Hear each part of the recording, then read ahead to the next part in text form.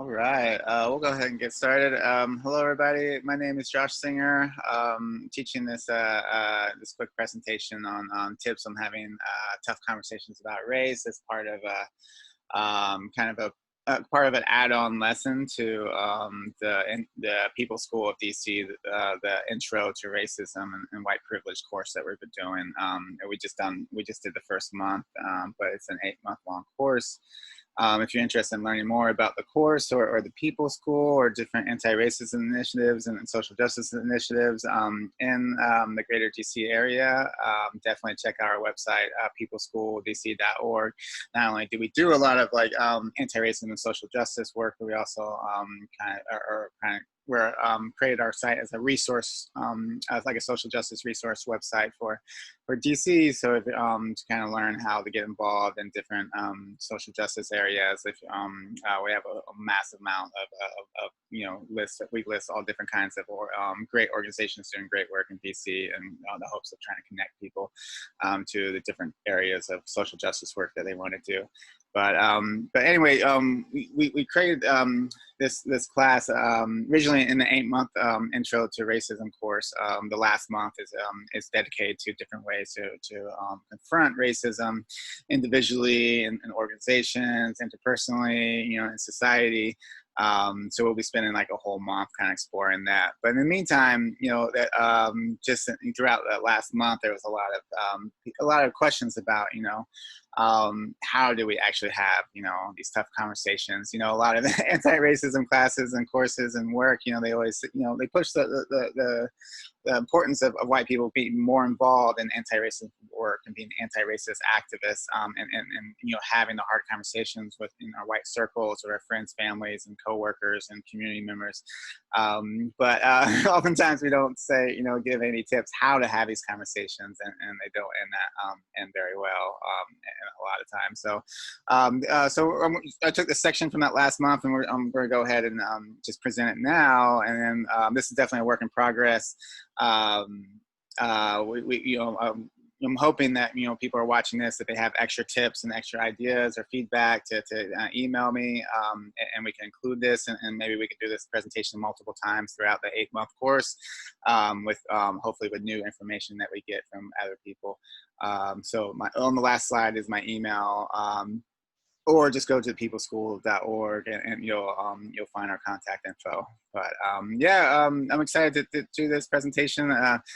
Basically spent the last 5 years just kind of grabbing every possible tip I could find about how to have these really tough conversations. And so we're going to present 20 tips today. Show you the quick rundown.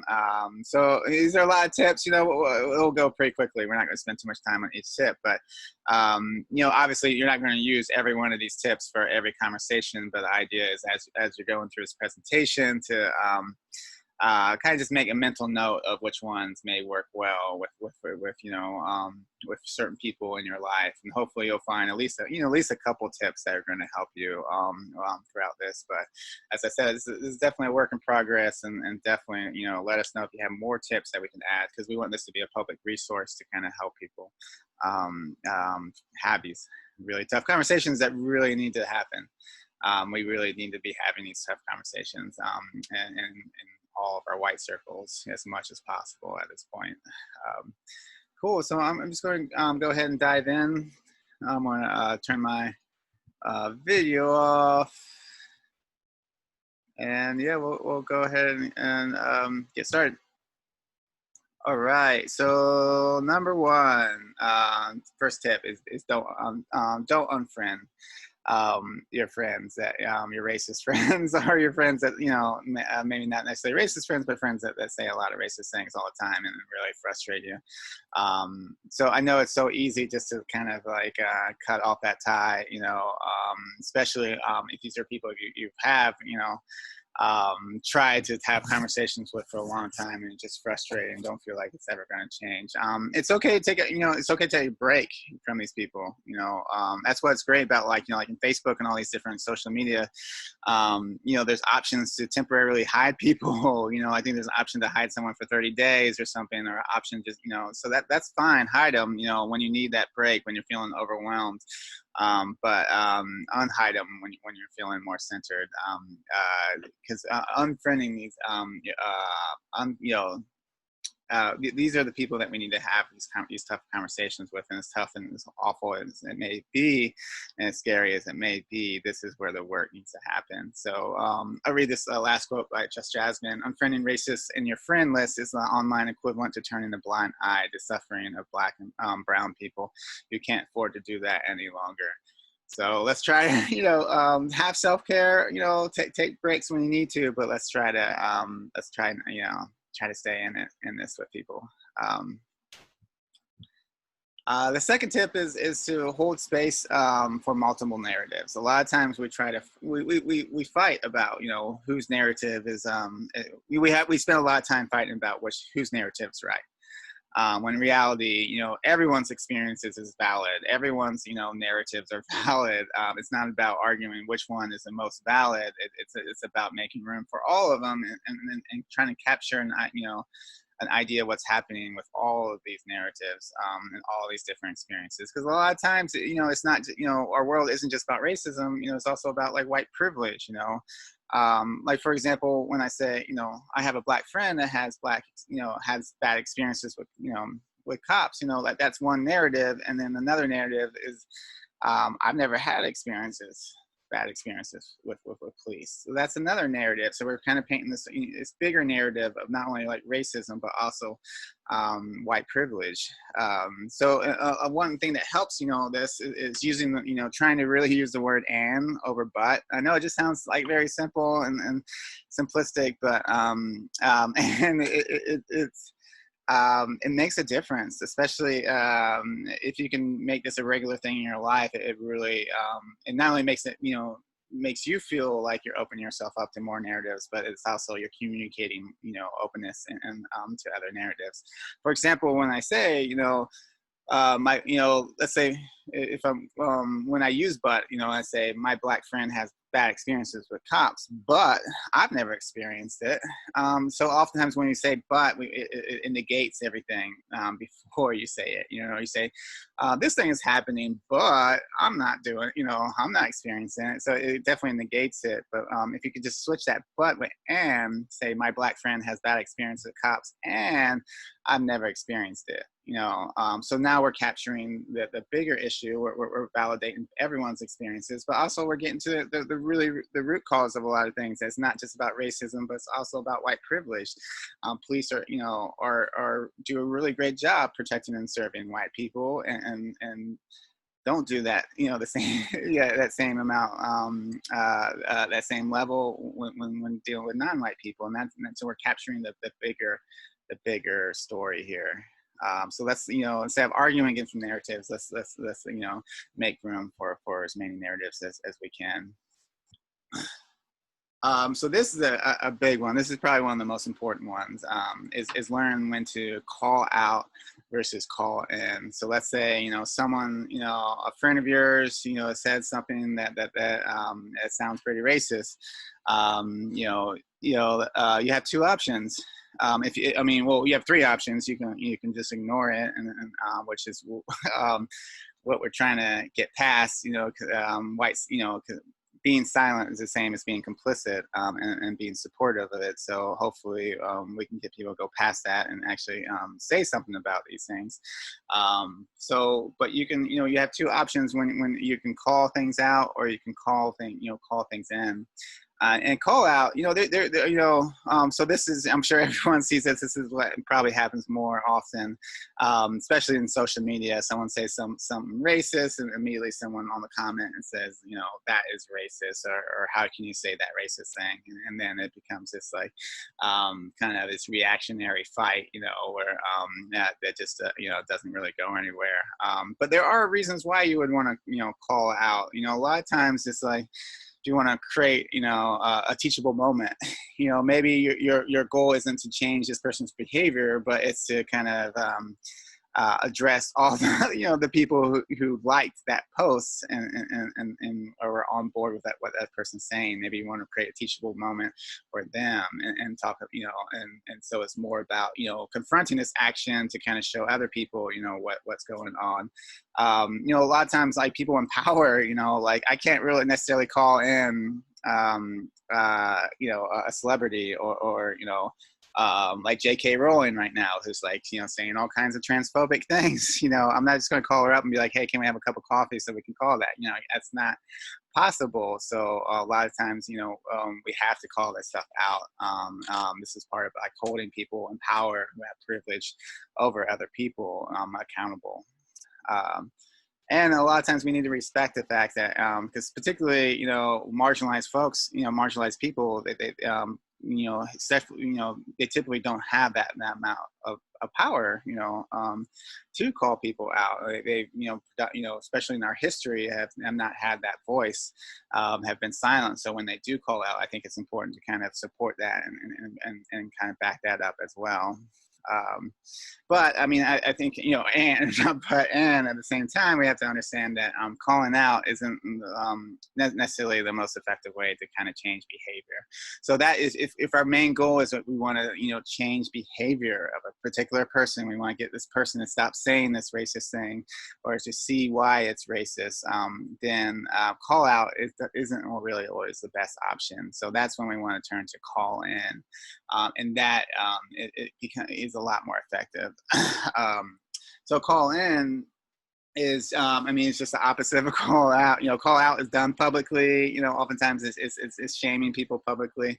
Like I said, sometimes it needs to happen, but most of the time, especially if we want to get people to change their behaviors, we need to call in. So that's done more privately.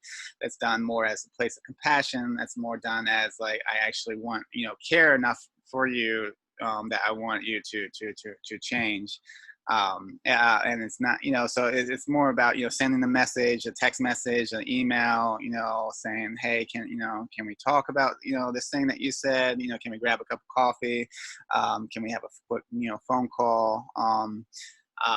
And it's more about just focusing on the behavior and doing it in a non-confrontational way, where people are going to be more open to actually listen to you. They're going to be open, they're not going to be on the defense. They're not going to be, I don't have to worry about other people seeing them and feeling like they need to stand up for themselves. Especially if you do it in some of the ways that we're going to talk about through this presentation, they're going to let down their guard and hopefully be able to hear you more. And this is more about, kind of getting away from shaming and more about building trust in mutual, relationships with that person. And at the same time, if you could do this in person, which I know is kind of hard right now, but normally in person, it's so much more effective because there is what's called the 7% rule, where nonverbal communication is the majority of our communication. And I've taken a whole bunch of, I've worked in different, troubled youth therapy, situations where we had to be trained in de-escalation, tactics. And it's really true, majority of the tactics that we use are nonverbal, about how we stand with a person, how our facial experiences. Like I used to be also a street canvasser, one of those annoying people that, tries to get, sign up for to help out with different causes. And one thing, I learned is we use different muscles when we smile, when we real smile and fake smile. Our body, we can, instantly, recognize that and instantly have different, biases and different, reactions based on whether people are using real muscles or fake muscles when they're smiling. So I would always think about a really funny thing before I would approach somebody, so I would have a real smile, and that kind of let people's guards down a little bit. But not to say that, this isn't about tricking people, but it's more about, having honest, facial reactions and honest, body language. And that's going to, help people kind of listen to you more. Because again, most of what we're communicating is nonverbal. So that's why it's so tough to have these conversations online. on Facebook, because it's yeah, we just lose our ability to communicate most of what we're trying to get across, and typically people hear different things, hear something's completely different than what you're trying to say. Um, so I like this quote. I picture calling in as a practice of pulling folks back and who have strayed from us. It means extending to ourselves the reality that we will and do fuck up, we stray, and there will always be a chance for us to return. Calling in as a practice of loving each other enough to allow each other to make mistakes. A practice of loving ourselves enough to know that we're trying to do. We're trying to do here is a radical unlearning of everything we have been configured to believe is normal.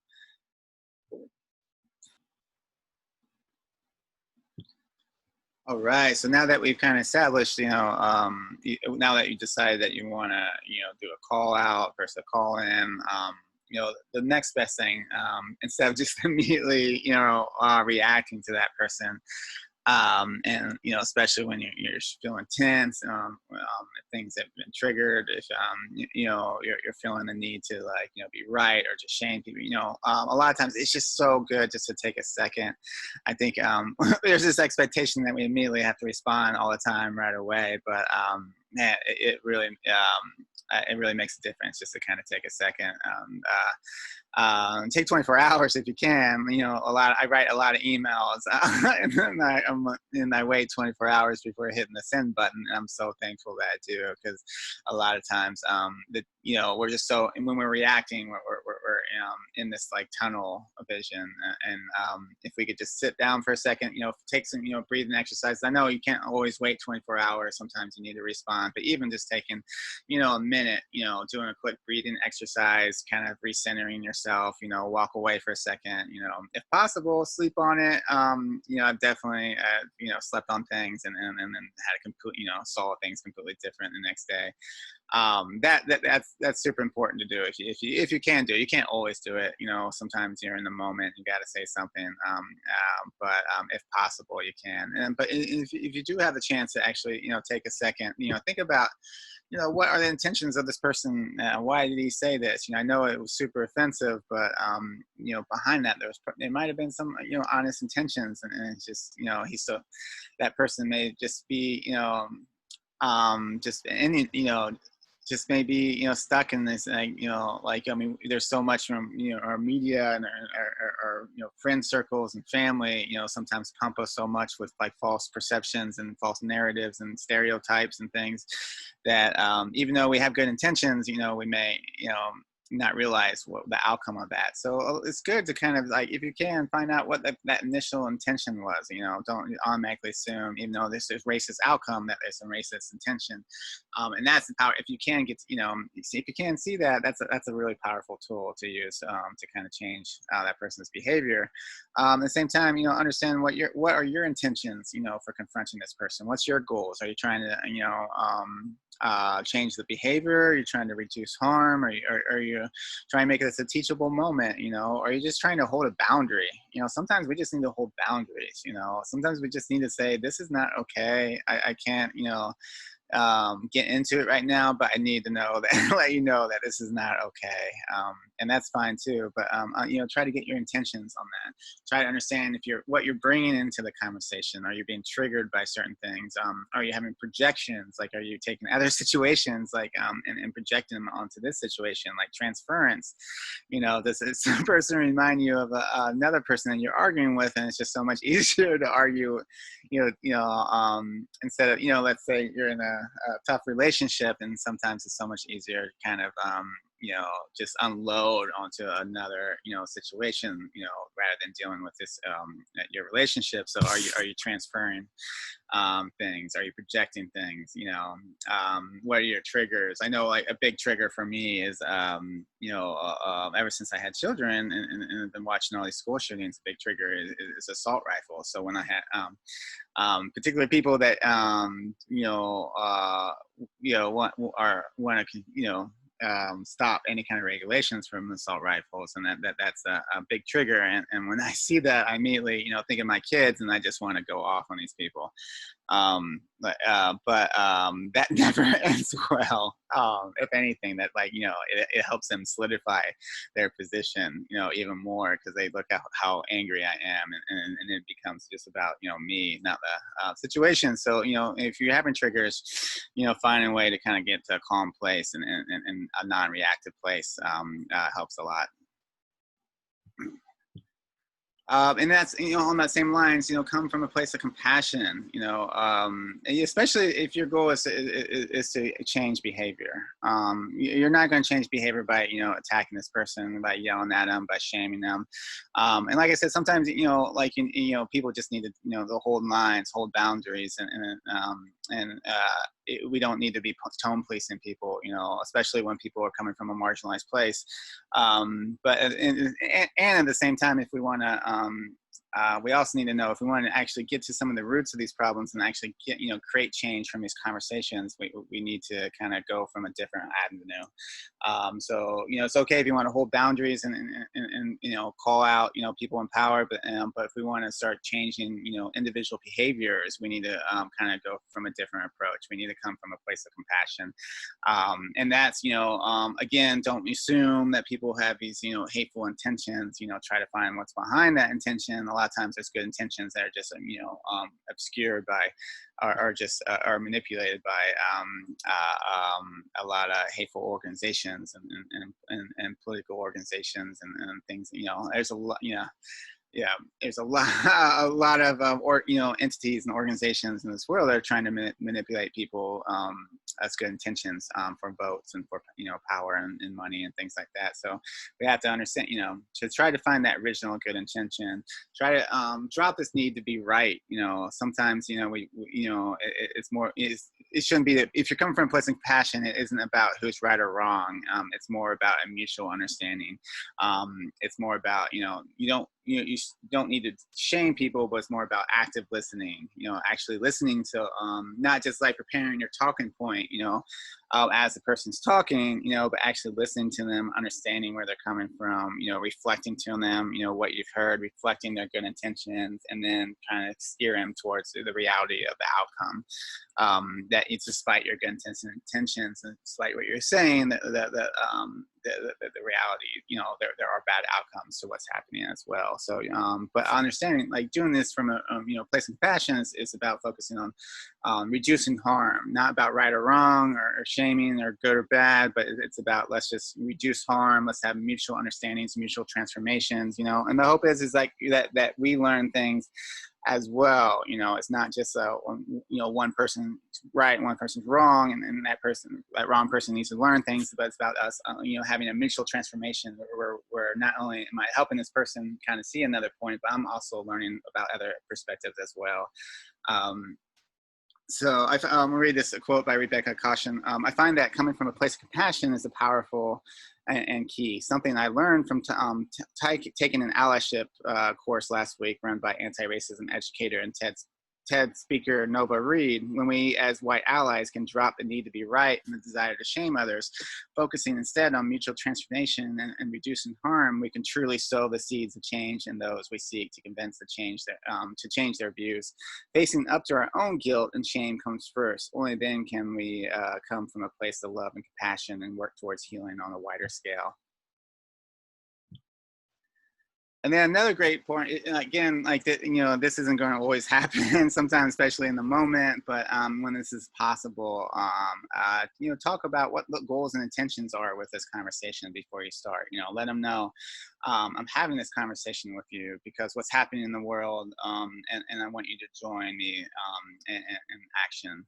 Or because of the things that you're saying, about race is making it really hard for me to be a friend. I want to continue to be friends with you, but I need you to understand that the outcomes of what you're saying.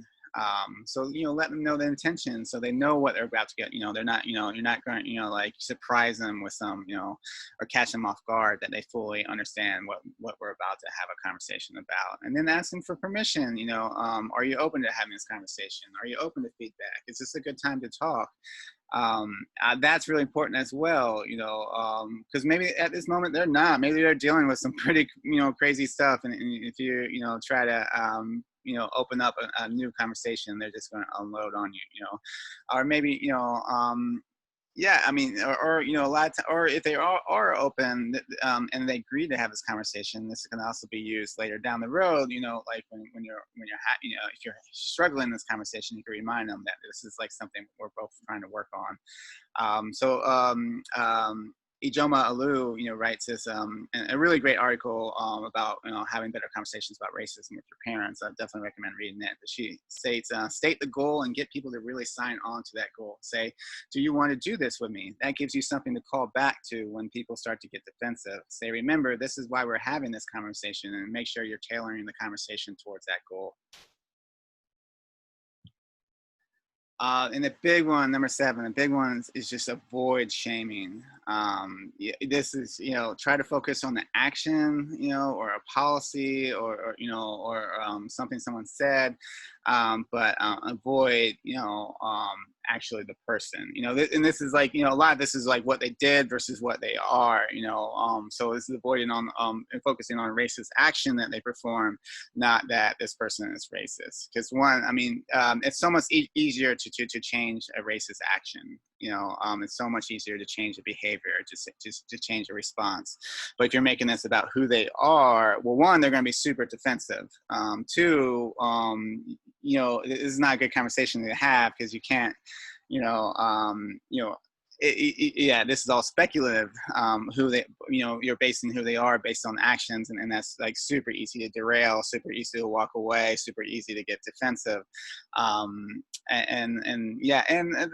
even if it hits home, it's much harder to change who you are. But it's really easy to focus on specific actions and ideas and change those actions. Instead of saying you're racist when you say this, say when you say when you say this thing, people can perceive it as being racist, and could you say something else? That's so much easier than saying, stop being racist.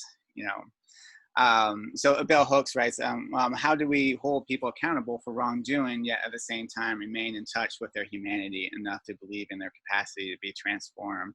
And that's really key, is we want to hold them accountable, but we also want to believe in their humanity.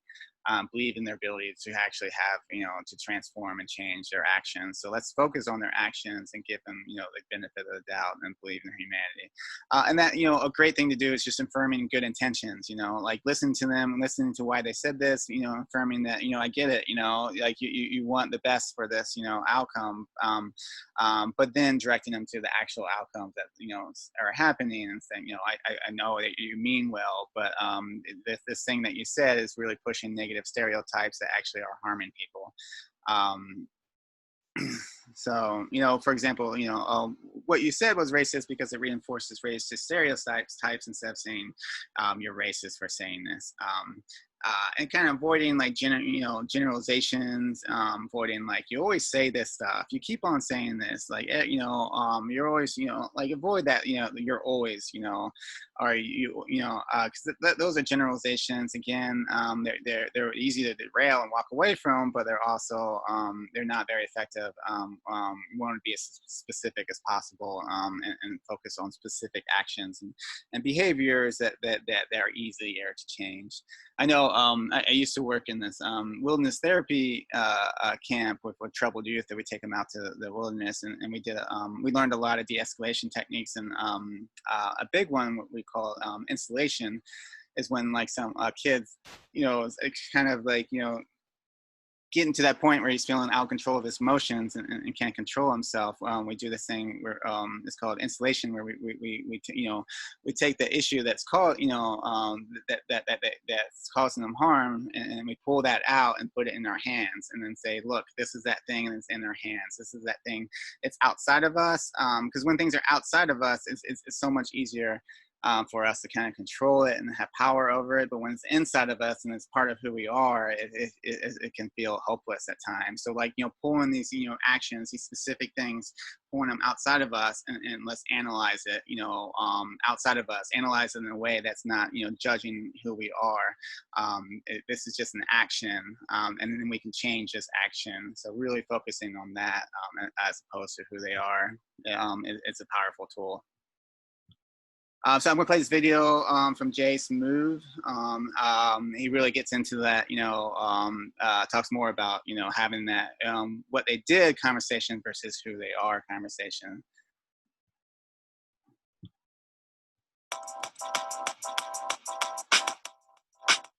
Race, the final frontier. No matter what channel you watch, no matter what feed you aggregate, it seems like everybody everywhere is talking about race right now. And when everybody everywhere is talking about race, that means sooner or later you're going to have to tell somebody that they said something that sounded racist. So you need to be ready and have a plan in place for how to approach the inevitable "that sounded racist" conversation. And I'm going to tell you how to do that. The most important thing that you've got to do is remember the difference between the "what they did" conversation and the "what they are" conversation. Those are two totally different conversations, and you need to make sure that you pick the right one. The "what they did" conversation focuses strictly on the person's words and actions and explaining why what they did and what they said was unacceptable. This is also known as the "that thing you said was racist" conversation, and that's the conversation that you want to have. The "what they are" conversation, on the other hand, takes things one step further and uses what they did and what they said to draw conclusions about what kind of person they are. This is also known as the "I think you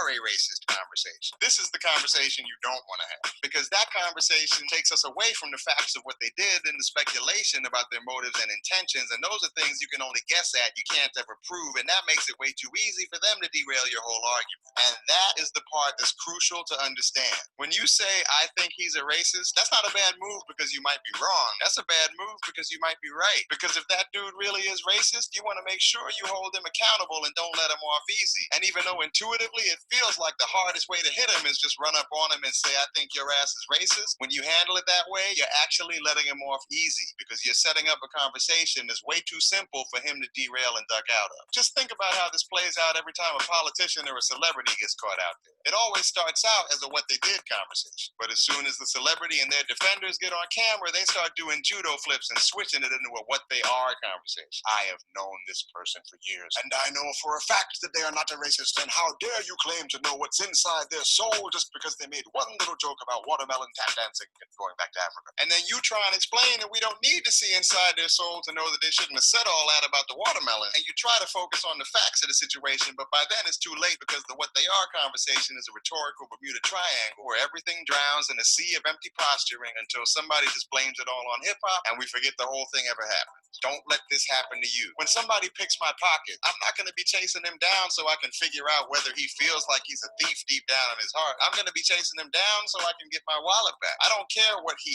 is, but I need to hold him accountable for what he did. And that's how we need to approach these conversations about race. Treat them like they took your wallet and focus on the part that matters, holding each person accountable for the impact of their words and actions. I don't care what you are. I care about what you did.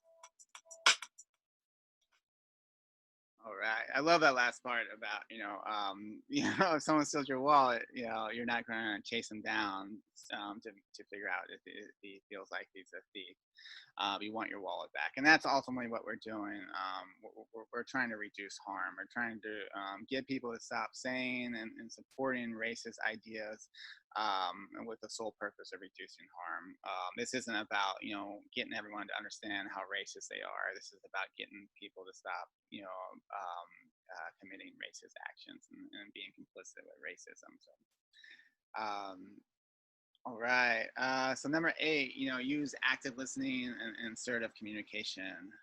So I'm going to read this quote about assertive communication. Assertive communication is the ability to express positive and negative ideas and feelings in an open, honest, and direct way. It recognizes our rights while still respecting the rights of others. It allows us to take responsibility for ourselves and our actions without judging or blaming other people, and it allows us to constructively confront and find a mutual satisfying solution where conflict exists. So a lot of what assertive communication is just kind of listening, honestly listening, not just waiting your turn to talk, being specific about what you're feeling, and being direct about what you're feeling, and working towards kind of mutual understanding or mutual alternatives, kind of finding solutions together. So a big part of what assertive communication is active listening. So when we say active listening, again, it's about, it's not just about, waiting your turn to talk, but it's actually about listening to what they're saying, honestly trying to understand their intentions, and then even reflecting back to them, making sure you have, you have it, understanding, a lot of times we hear different things, than what people say. So even reflecting back to people saying like, I'm hearing that you're saying this, and that your intentions was that, and that your hope was this. And like making sure you got that good, you have it down, maybe you're missing some things, and they can kind of, fill in some holes for you. And then not, doing this not from a place of judgment, but from objectively speaking, I just want to understand what your intentions were. I just want to understand your perspective. And then from there, kind of like building on, letting them know how that, affected you. It's much more powerful when you make it about you and how I felt, when we talk about like I statements and things like that. I know some people have gone through like programs and like roll their eyes when they hear I statements, because it's, some programs can be very militant about it, but I statements are very powerful because they make it more direct, and it's not like you don't have to like follow some pattern every time, but a lot of it's just about letting that person know how you feel, how it impacted you, saying like, when I heard you say this, I felt this way, I had this reaction, not just saying, oh, when you say this stuff, it's super bad for, for blah, blah, blah. It's about, when you say this stuff, I feel this way and I had this reaction. For example, it sounds like, you meant well when you said this, but I felt like it could be perceived as racist because it reinforces negative stereotypes. Or I feel like when you say these things, it's hard for me to continue to be friends. So making it about, yourself, making it direct, and letting people, not trying to kind of, beating around the bush or watering things down, just being very honest, understanding where they're coming from, and then letting them know how that, makes you feel, and how the reactions that you had, and just being honest with it. And then the last part is not just leaving it like that, not just trying to like shame people, but actually trying to find mutual understandings and alternatives. So you may be suggesting things like, maybe instead, when you say, instead of saying this, have you ever considered saying that, instead of doing this action, have you considered doing something else that's less harmful?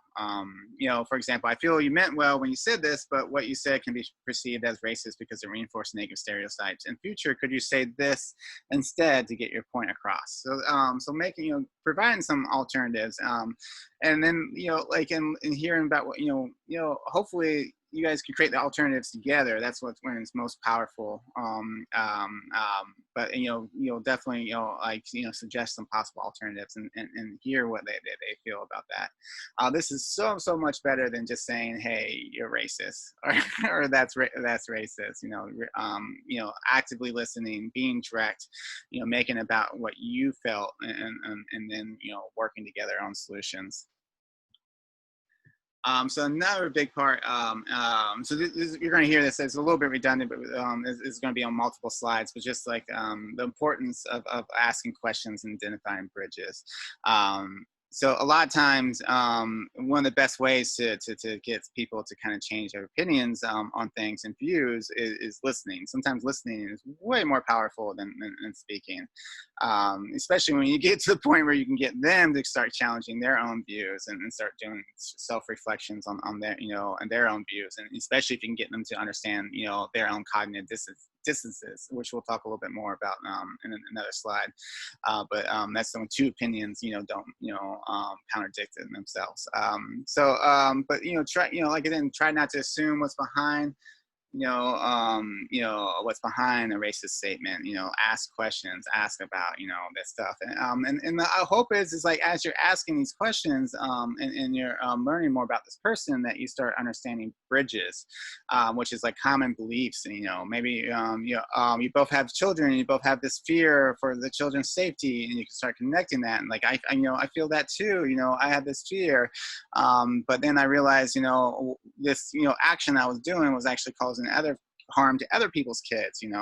Like you get, like, wanting more cops in schools and things like that. So it's important to try, build bridges, and if possible, if you, especially if you could find something, if the intentions of what they're saying, if you were ever at that point, that's a powerful moment when you can actually say, I was there. I mean, I used to think that, and then, tell them how, what happened to you that caused you to kind of think differently, or caused you to see the outcomes of those actions. Model that vulnerability. Let people know that you were just like them. You grew up just like them. You had these same situations, and this is how you got past it. That's really popular. There's Andres Rondon, wrote this article about. He said, "To beat President Trump, you have to learn to think like the supporters," and it's all about this idea of populist leaders. So populist leaders label anyone, kind of standing up to them or trying to critique them or trying to confront them as an enemy of the people. So a big goal is to try to prove, especially with Trump supporters right now, there's so much media and so many things that are trying to tell them that, scientists, activists, anyone that just generally disagrees with them are the enemy. So you want to try to prove that you're not the enemy. You want people to know that you're just like everyone else. That we're all the same. And we're not. We're in this together. We're not enemies. So I read this article. Before you try to convince them that they are being racist or worse, ignorant by believing in Trump, you should ask yourself, will this help show them that I am not their enemy? Because what can really win them over is not to prove that you are right, it's to show that you care. Only then they believe what you say. So that's important. So it's not about shaming them for liking Trump. It's like letting them know you actually care about them, and that's why you want them to kind of see what it really means to support Trump. All right, and then number 10, the big ones like deep listening and deep canvassing. So this is kind of like, we've been talking about building bridges and asking questions. This is kind of taking it to a whole nother level. And this is something that a lot of people are doing lately, especially around elections and trying and door-to-door kind of canvassing and things like that. And it's so much more effective. Like the typical canvassing is like when you go in, you have a script, you say what you mean, you try to keep the conversation under 5 minutes, and you ask them how they feel. But a more deep canvassing and deep listening is kind of spending a lot more time listening and trying to find common ground and common, common, values, and then helping the person actually get to see the outcomes of some of their actions, and actually help them process this themselves. So the hope is they come to this conclusion rather than you tell them to come to this conclusion. And a lot of this, it has to do with deep listening tips. A big one is data is way less compelling than human stories. Don't overwhelm people with facts. Tell them about your own personal stories with the situation. Model that vulnerability. Let them know that you at once thought it's very similar to them, but then this happened and it showed you more to the situation. It showed you a bigger picture. Listening is more powerful than talking. Accepting other people's, even if their ideas feel offensive, may open the door to constructive dialogue. So I know it's really hard. I have a lot of trouble with this. When I hear something super offensive, I feel like it's my duty to just to confront that. And sometimes, we don't want to like normalize it, or agree with it, but at the same time, just accepting it without walking away, accepting it while staying in this conversation. Just that very, can kind of open the door a little bit, later in the conversation, start, open them up to seeing some, what's behind some of this, and seeing the people that are actually hurt by these ideas and their intentions. And the idea is you want to make it, make someone comfortable with talking to you and eventually hearing you. So it's about building trust. It's about making them comfortable to actually want to hear with you, and trying not, instead of just being on guard and constantly, in a reactionary mode. And this is really, like I said, a lot of people, so it's taking deep canvassing, is basically taking these deep listening techniques and then kind of incorporating them into campaigns and elections and things like that. And it's powerful. I mean, there's this is a really great article, how call hub, everything you need to know about deep canvassing. It talks a lot more about, a lot of this is just like, when you go there, you ask the person their opinion, maybe talk about a personal story, get people to start talking about it, and just opening up and trying to find those connections. And the hope, and like I said, the hope is that they actually realize that there's cognitive dissonance, that there's that they come to the point that maybe they should change. And that's why this is really effective. Is one is self persuasion. Getting just telling people they should change their mind is really hard to do, but getting someone to realize that they need to kind of change their opinion a little bit based on outside experiences, like outside of their own experiences. I mean, that's a powerful way to really establish new beliefs, core beliefs in people. It involves active processing, so it involves actually both of you kind of processing your situations and how and the bridges and how they're alike and things like that. Perspective taking, so it opens up and allows it builds trust and makes people comfortable enough they can actually hear additional perspectives. And again, cognitive dissonance is a tension that comes from holding two conflicting thoughts in your mind at the same time. This is when your actions don't match with your beliefs. The act of deep canvassing helps people realize that their beliefs and actions don't go hand in hand, compelling them to change. So this is like, well, you could be like, whoa, yeah, I support, law and order. But I also support, Black lives and humanity, and seeing the humanity in everyone and things like that. So lots, sometimes those things, don't work well, So if so the idea is kind of seeing that a lot of our law and order policies actually dehumanize people. So if you support humanity and support law and order, there's a cognitive dissonance. And so it's, about kind of just, but it's not telling people that, it's having them kind of, realize this on their own. And that's really powerful. And a lot of times, it sounds crazy, like complicated, but a lot of times it's just about asking questions and listening. And eventually you do that long enough, you're going to see patterns, you're going to see bridges, you're going to, find connections. And that's when you kind of, share your own experiences and things like that. So, I mean, like if this is overwhelming, just ask questions and just listen, as much as you can. I mean, that's like the basics of this. So there's a great, I didn't post the name of the school. I think it's called like Radical School, but they do a lot of videos on this, on deep canvassing and deep listening. And we're gonna watch two real quick videos. The first one's about how to actually affirm. They do the ABCs: affirm, bridge, and connect. So affirm is when you affirm something that a person says. You kind of active listening. You repeat it back to them. Like, I hear that you're saying that you believe in this, and then you bridge to your own thinking, by saying, and I thought that, at the same time, I had the same concern for my kids. I had the same concern for my community. And then connect it by telling your personal story. And then hopefully that personal story will kind of, model how to actually get past, some of these opinions. So I'm going to play this video that kind of models it out a little bit for you.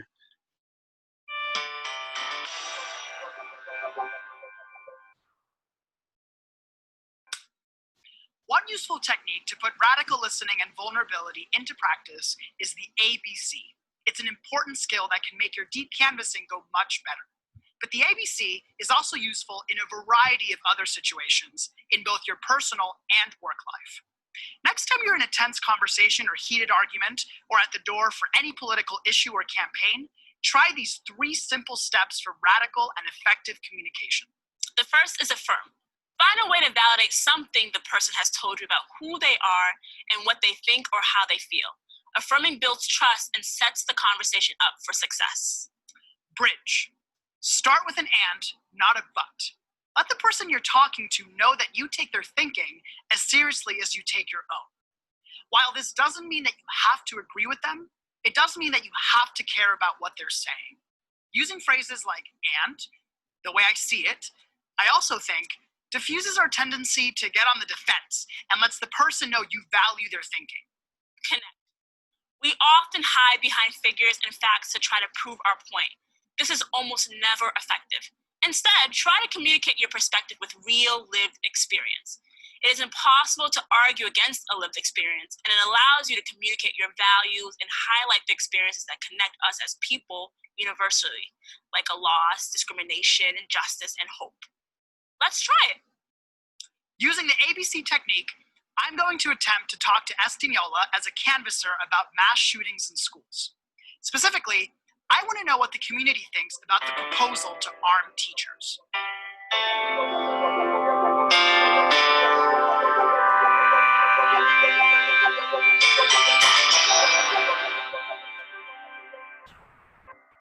Oh, it's a resistance school, not radical school. Sorry. So I'm actually going to play their conversation on the next slide. So this is actually them, trying it out in person. So I just want to show what it looks like. And I think the important thing on a lot of this is you're not going to get always radical change right away. But a lot of this is about just kind of opening up the door for people to even just allow other perspectives and thoughts and stuff.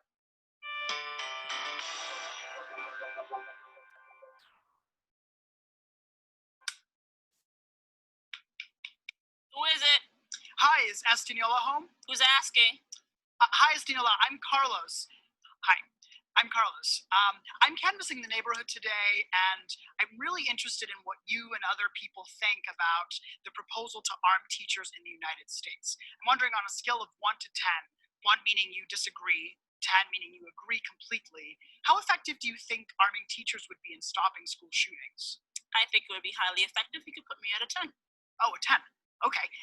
I would love to hear more about why you think it would be effective. Well, I work at the high school down the street. I've been a custodian there for 25 years. Oh, the high school? Oh, yeah, certainly. Oh, great. I graduated from the high school. Oh, great. Don't remember you. Maybe you've changed. It's been many years ago. Okay, awesome. So I've just seen a lot of things in how kids treat the school. I've seen certain behaviors that are, very questionable. And, I think arming teachers would certainly single out or prevent, I should say, any lone wolf who thought it would be a good idea to shoot up a hallway of students. And myself, I want myself protected as well. Right. No, I completely agree. I can't imagine working in a school in 2018. That sounds really scary. And thank you so much for the work that you do. You're very welcome. From my perspective as a student, I think that walking into a classroom with teachers who are armed, I don't think I would feel safe. I mean, I remember watching some of my peers fight teachers. I mean, sometimes it almost got physical. And I can't imagine what would have happened in that situation if the teacher had had a gun. I can. That student would have sat down. Well, maybe some of them would sit down, but I think actually a lot of students would probably try to grab the gun away from the teacher and use it themselves. So I honestly just don't think that having teachers be armed is actually going to be effective. I don't know if you heard about the story of the teacher who actually walked out of her classroom and talked the student down from shooting the school. Did you hear about that? Nope, enlighten me. Well, she walked out of her classroom, she heard the gunshots, and she could tell that the kid needed help and said the right things, used the right tone, and he said, I need help. And she actually convinced him to drop his gun until the cops came, and then they arrested him. But I just thought that was really beautiful because it showed me that there are other ways to prevent these things from happening than just giving people more guns. But that was just one teacher. Yes, it was just one teacher. But I think other teachers are capable of doing it. I mean, I don't know. What do you think it would take for other teachers to be able to do that? I don't know. I'm just thinking about, some of my buddies who were also custodians at the middle school down the street who lost their job last year because of budget cuts. So I know firsthand it takes money to invest in teachers to make them where they need to be, yes. Because teaching already is a hard job, yes. So it might take money, but I don't know. People don't necessarily pick up on how to support people in terms of crisis, in situations of crisis that easily. No, I completely agree with you. I think we need full funding for public education. And I also remember having one guidance counselor for 500 students. The guidance counselor didn't even know my name until senior year. That's because she was supposed to help me apply for college. So I think we definitely need more guidance counselors in our schools, right? If young people walked into school feeling supported emotionally, do you think that maybe less students would want to shoot up the school? It's possible. It's possible. Well, I definitely think that we need to figure out other ways to prevent these school shootings. I definitely think we need to keep schools safe. I think we need to keep people like you safe or, working really hard to keep our schools clean. But I do think there are other solutions, and I'd love to think more with you about other ways to make that happen. Okay. Well, so now that we've had this conversation, I'm wondering what you think, again, on a scale of 1 to 10. How effective do you think it would be to arm teachers to stop school shootings? I mean, just based on this conversation, I'm at a 7. Okay. But until I see those changes where kids get supported, I think it's totally fine that teachers should be armed in the meantime. Well, I completely understand where you're coming from, and thank you so much for taking the time to speak with me. I really appreciated it. Thank you.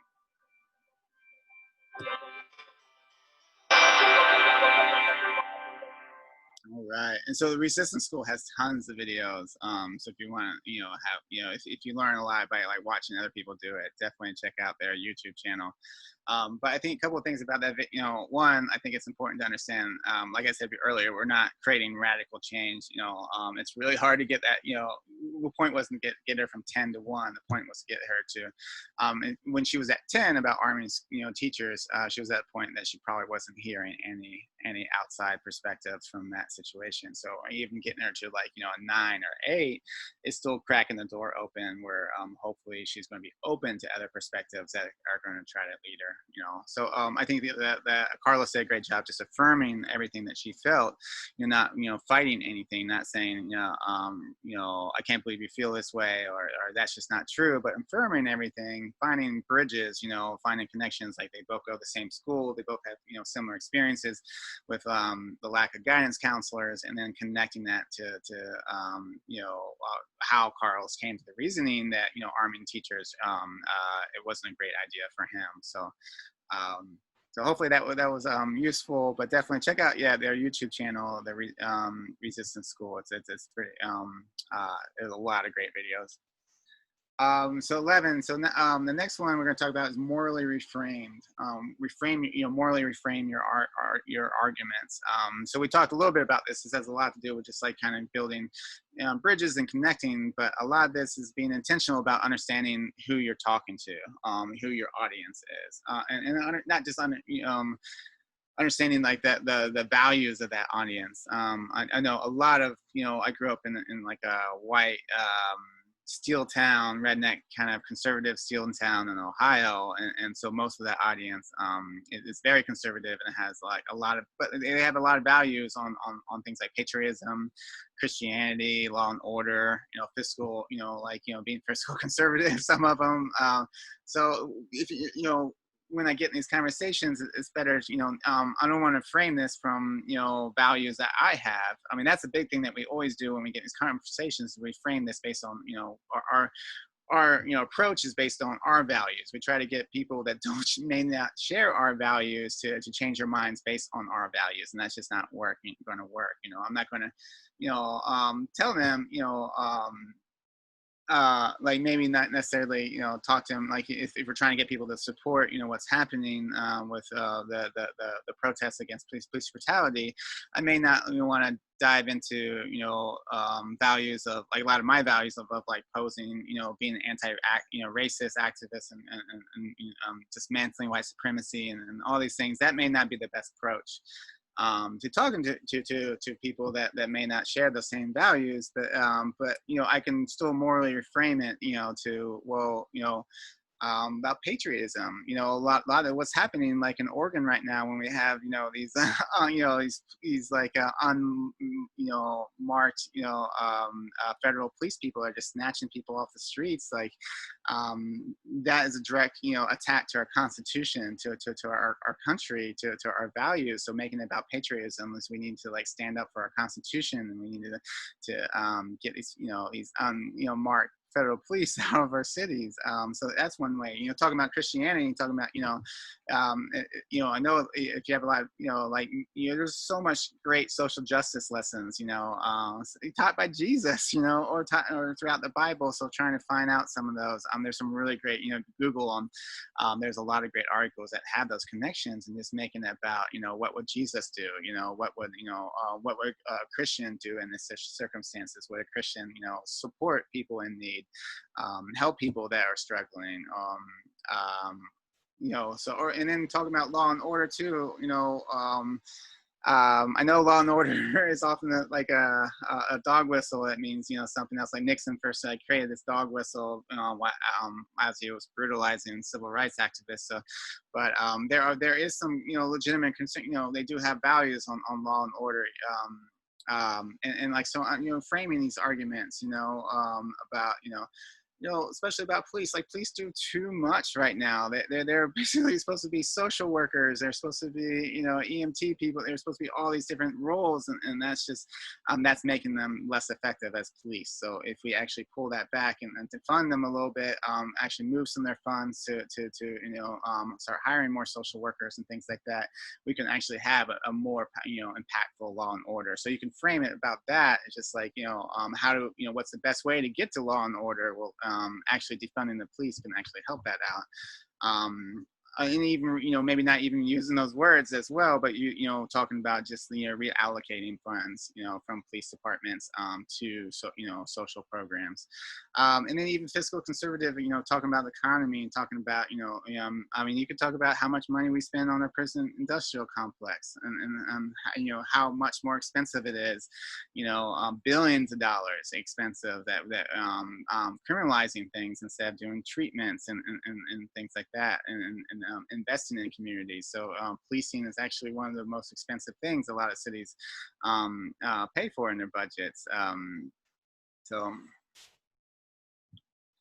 gonna play another video by Rob Willer that's going to talk a little bit more about how to morally reframe arguments, especially around different people with different political views. Divide. So one of the most robust findings in the history of political psychology is this pattern identified by John Haidt and Jesse Graham, psychologists, that liberals and conservatives tend to endorse different values to different degrees.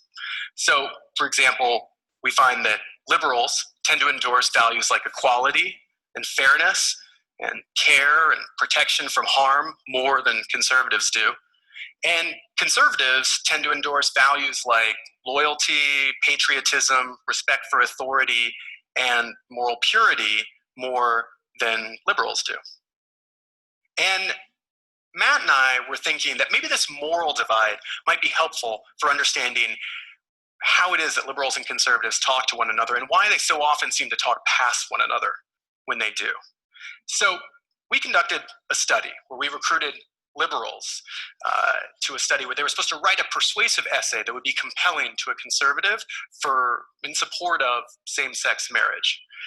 And what we found was that liberals tended to make arguments in terms of the liberal moral values of equality and fairness.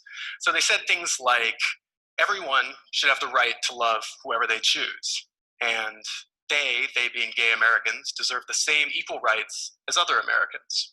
Overall, we found that 69% of liberals invoked one of the more liberal moral values in constructing their essay, and only 9% invoked one of the more conservative moral values, even though they were supposed to be trying to persuade conservatives. And when we studied conservatives and had them make persuasive arguments in support of making English the official language of the US, a classically conservative political position, we found that they weren't much better at this. 59% of them made arguments in terms of one of the more conservative moral values, and just 8% invoked a liberal moral value, even though they were supposed to be targeting liberals for persuasion. Now, you can see right away why we're in trouble here, right? People's moral values, I mean, they're their most deeply held beliefs. People are willing to fight and die for their values. Why are they going to give that up just to agree with you on something that they don't particularly want to agree with you on anyway? If that persuasive appeal that you're making to your Republican uncle means that he doesn't just have to change his view, he's got to change his underlying values too, that's not going to go very far. So what would work better? Well, we believe it's a technique that we call moral reframing, and we've studied it in a series of experiments. In one of these experiments, we recruited liberals and conservatives to a study where they read one of 3 essays before having their environmental attitudes surveyed. And the first of these essays was a relatively conventional pro-environmental essay that invoked the liberal values of care and protection from harm. It said things like, in many important ways, we are causing real harm to the places we live in, and it is essential that we take steps now to prevent further destruction from being done to our Earth. Another group of participants were assigned to read a really different essay that was designed to tap into the conservative value of moral purity. It was a pro-environmental essay as well, and it said things like, keeping our forests, drinking water, and skies pure is of vital importance. we should regard the pollution of the places we live in to be disgusting. And reducing pollution can help us preserve what is pure and beautiful about the places we live. And then we had a third group of participants that were assigned to read just a non-political essay. It was just a comparison group, so we could get a baseline. And what we found when we surveyed people about their environmental attitudes afterwards, we found that liberals, it didn't really matter what essay they read. They tended to have highly pro-environmental attitudes regardless. Liberals are on board for environmental protection. Conservatives, however, were significantly more supportive of progressive environmental policies and environmental protection if they had read the moral purity essay than if they read one of the other two essays. We even found that conservatives who read the moral purity essay were significantly more likely to say that they believed in global warming and were concerned about global warming, even though this essay didn't even mention global warming. That's just a related environmental issue. But that's how robust this moral reframing effect was. And we've studied this on a whole slew of different political issues. So, if you want to move conservatives on issues like same-sex marriage or national health insurance, it helps to tie these liberal political issues to conservative values like patriotism and moral purity. And we studied it the other way too. If you want to move liberals to the right on conservative policy issues like military spending and making English the official language of the US, you're going to be more persuasive if you tie those conservative policy issues to liberal moral values like equality and fairness. All these studies have the same clear message. If you want to persuade someone on some policy, it's helpful to connect that policy to their underlying moral values. And all right. So moving on to number 12, we're going to talk, we talked a lot about this already, but just the idea of model vulnerability, not data. So data is as anyone's tried to unload a bunch of data to prove a point to someone that disagrees with you, it's not very effective. I mean, one, it's like, anyone can produce data. So even though if you're pulling your data from like the most, respective sources, another person may not see that. And two, it doesn't go very far. What goes farther is actually making, human connections, emotional connections, being emotional vulnerable. Don't overload someone with data, more data they can handle. So I had this, anti-racist facilitator that kept on saying, when you're stuck, go deep.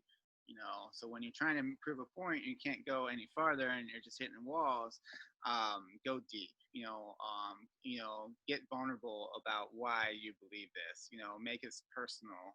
Especially if you already have a connection. If this is a family member or a friend that already has a connection and already has some kind of like compassion or love for you, or trust, let them know that I believe in this because this situation affected me this way. This hurt me in a certain way.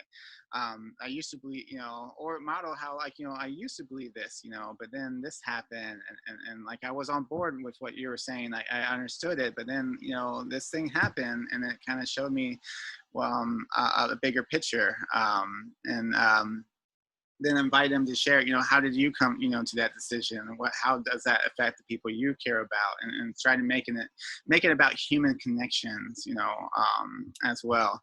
And also, that same facilitator would always say, remember, waking up is painful. Like what we're asking sometimes for people to do when to support things and change their beliefs is oftentimes going to alienate them from their current networks and from their current, family structures and comforts and beliefs and cultures and history and stuff, and that could be a painful process. So we want to make this a human connection, an emotional connection, not just something that's non-human. And a lot of times too as well, if all you're doing with a particular person is just like constantly confronting them, you're not going to get that far. Sometimes we need to actually build connections with people. We need to build shared joy, shared experiences. So, instead of just always being like, hey, can we talk about this thing that this horrible thing you said, like, try to make something, like, hey, let's grab a cup of coffee, let's have some lunch, let's go, on a hike, try to build some joy, especially if it's like a family or relative, that, let's, hang out, enjoy each other for a while. And then when we're feeling good, let's talk about, not confront, but talk about what's happening, and what, and kind of go into that call in, once you built that shared joy, because that shared joy is going to allow you, it's going to also build trust and connections, and it's going to allow the other person to kind of hear you more. So I'm going to read another quote by Ijoma Olu. I think it's really important to start first from a place of your own ignorance that you once had. A lot of times when we start conversations about justice and social justice with people, we may not believe that these issues are important or understand why there's so much urgency around them. We forget at one point we didn't think that there was urgency either. I always advise people to think about what brought them to the point where they realized it mattered, and to share that story. Talk to the people that you care about who aren't understanding this and say, I used to think that same way you did, but I know, like me, you care about people, and I want you to hear why I believe differently, and kind of share your journey. I really like that last line. I know, like me, you care about people. That affirming that, that I know your good intentions, but this is how I, figured out that these intentions are actually causing people harm, and this is what I did about it.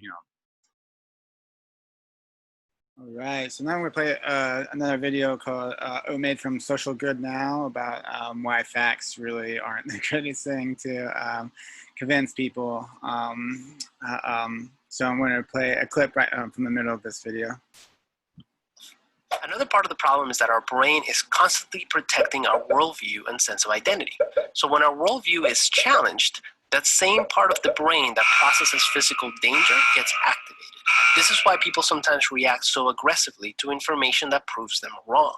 And this is why it's often so hard to have an intelligent political debate. Several studies have also shown that there is a backfire effect that happens when people encounter facts that contradict their current beliefs. They actually become more convinced of their original ideas. So fighting ignorance with facts is like fighting a grease fire with water. It seems like it should work, but it actually just makes the whole thing worse. Lastly, there's the problem of lack of empathy. Several studies have found that when humans are divided into groups of any kind, we instinctively become less empathetic to members of other groups. That means that for survival's sake, we might instinctively empathize less with other races, other nationalities, and even other sports teams. This instinctive dehumanization of other groups is what makes things like slavery and genocide possible in our society. So, what can you do? If you want someone to consider factual information that clashes with their beliefs, first you have to prevent their brain from seeing you as a personal threat.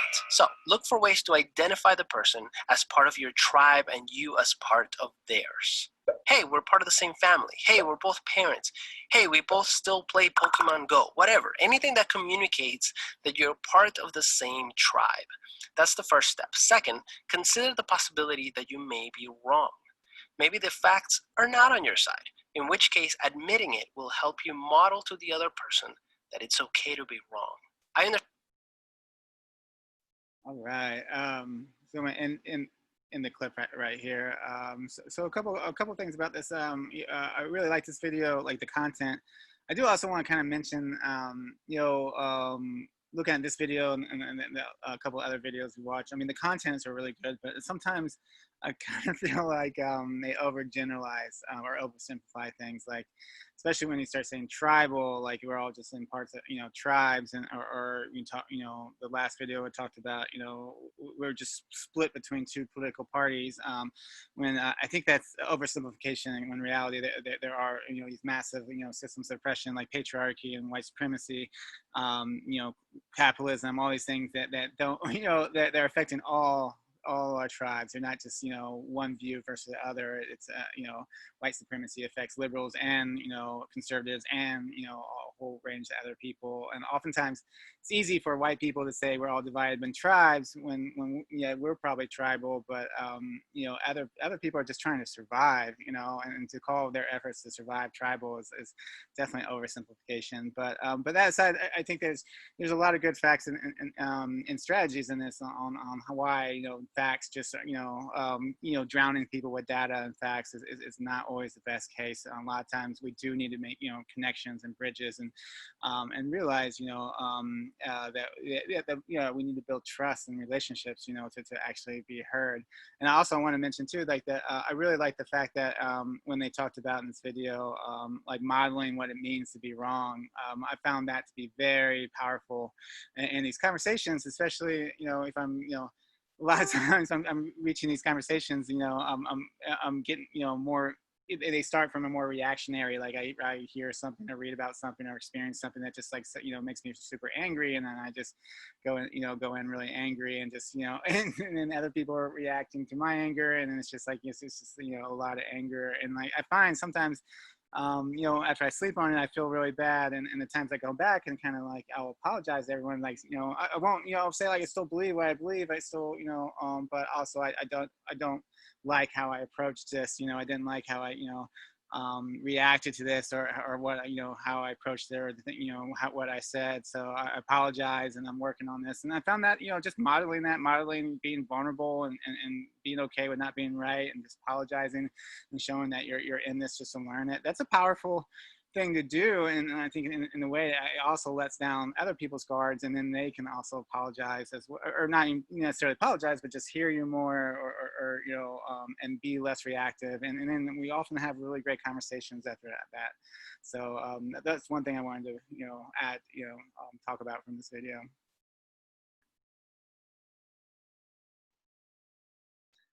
All right.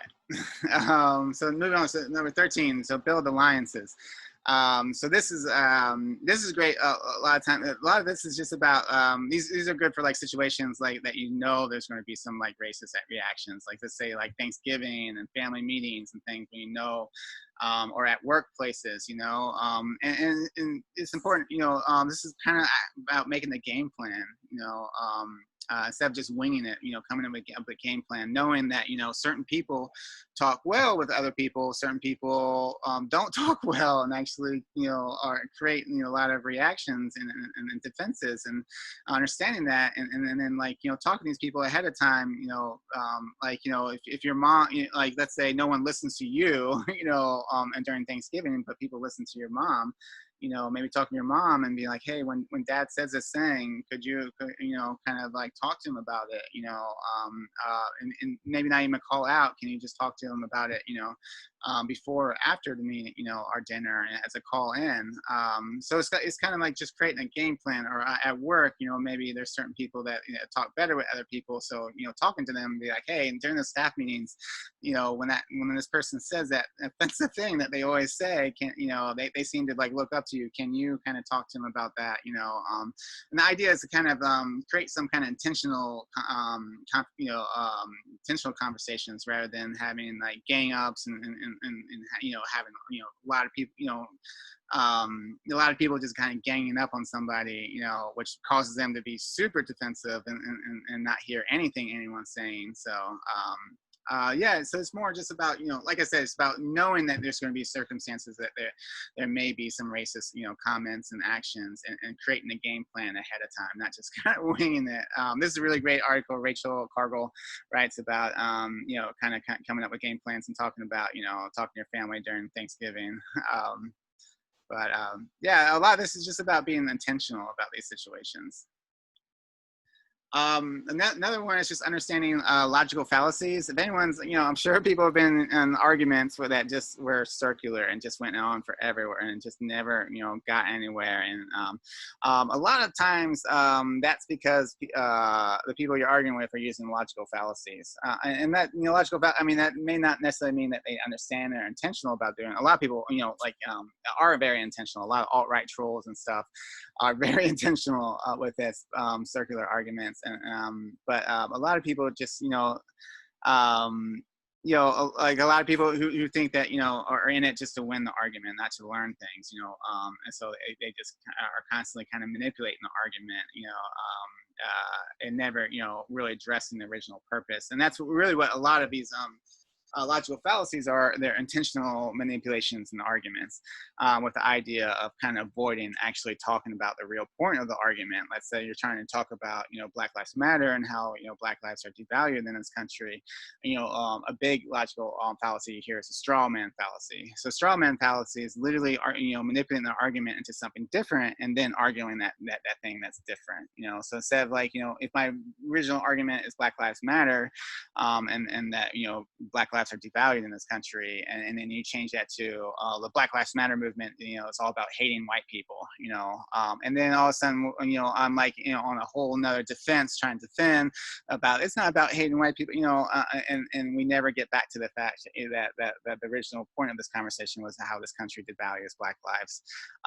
So we see this a lot with like the NRA, and anti-gun regulations do this a lot, where you're trying to talk about, regulating guns, and then they, immediately make the conversation about, gun terminology and how you just don't know the language of the guns, or how like, a whole slew of other things. Or we see this like, if people like with, like recently Representative Ellen Omar, when she criticized, Israeli policies against Palestinians, and then instead of actually addressing that conversation, everyone called her anti-Semitic, and then the whole the conversation was she anti-Semitic or not? And we never got back to the point of like what's happening with Palestinians. So this is a very common one, strawman, and it's important to understand these, because it is a powerful tool when you can actually call these out, when you can actually say, hey, what you're doing right now is a straw man fallacy, or you don't have to, have a name. You could just say what you're doing right now is kind of manipulating the original purpose of this conversation. And I'll be happy to talk to you about this other conversation some other time, but I'd really like to talk to you about, the original purpose, which is how this country devalues Black lives. And then that ad hominem is about, instead of, dealing with this, issue, it's just about attacking, the people delivering this issue. We see this a lot with protesters, protesting, police brutality. Instead of actually talking about police brutality, let's just focus on, how all the protesters are violent and destroying property. Or I hear it's a lot, it's all just knee-jerk reactions, oversensitive, people, knee-jerk reactions, when in reality, this is actually, these are reactions based on centuries of oppression, or anything but knee-jerk.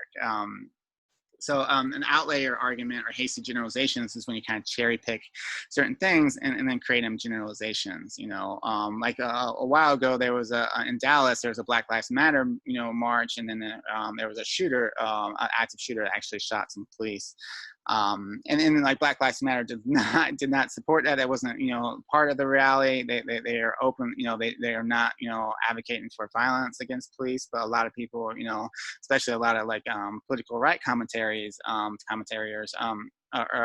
took that as evidence that Black Lives Matter was a violent organization that wanted to kill police, and then a lot of people ran with that. So so that's important to kind of just call out what that is actually happening. Instead of arguing about them like, no, Black Lives Matter doesn't support violence. Call that the original point of that argument, saying what you're trying to cherry pick information and then create that into a generalization. And then like a big one's like both sides, moral equivalency fallacy. So this is when something really bad's happening, I think I always think about when we first found out about Trump's zero tolerance policy around immigration, and how he was creating these situations where thousands of kids were being traumatized.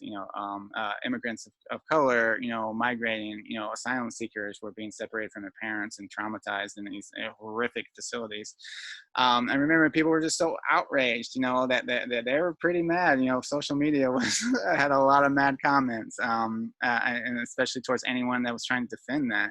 And then there's, there was a lot of bad arguments, and then there was a whole group of what we call the white moderates. They were like, try to make it in a both sides argument, like, like we just, everyone's just out of control, we're so divided, and so, we need both, when in reality, like, one side is supporting traumatizing thousands of kids, the other side is just angry and writing angry comments. There's no moral equivalency, there's no both sides, but you say both sides, it kind of it takes away from what's really happening. It's like when you're dealing with racism, it's something like a racist institution, instead of saying racism, you say racial divide. When you say racial divide, it makes it seem like there's like some two sides of an argument, about race, and it's not. So, when in reality, racism is one side is being harmed and one side's benefiting from racism. It's not a two sides debate. So another one that's really important is whataboutisms and purity politics. This idea that if you're trying to talk about something and they give you a whaboutism, like, well, what about this? What about that? I'm trying to find,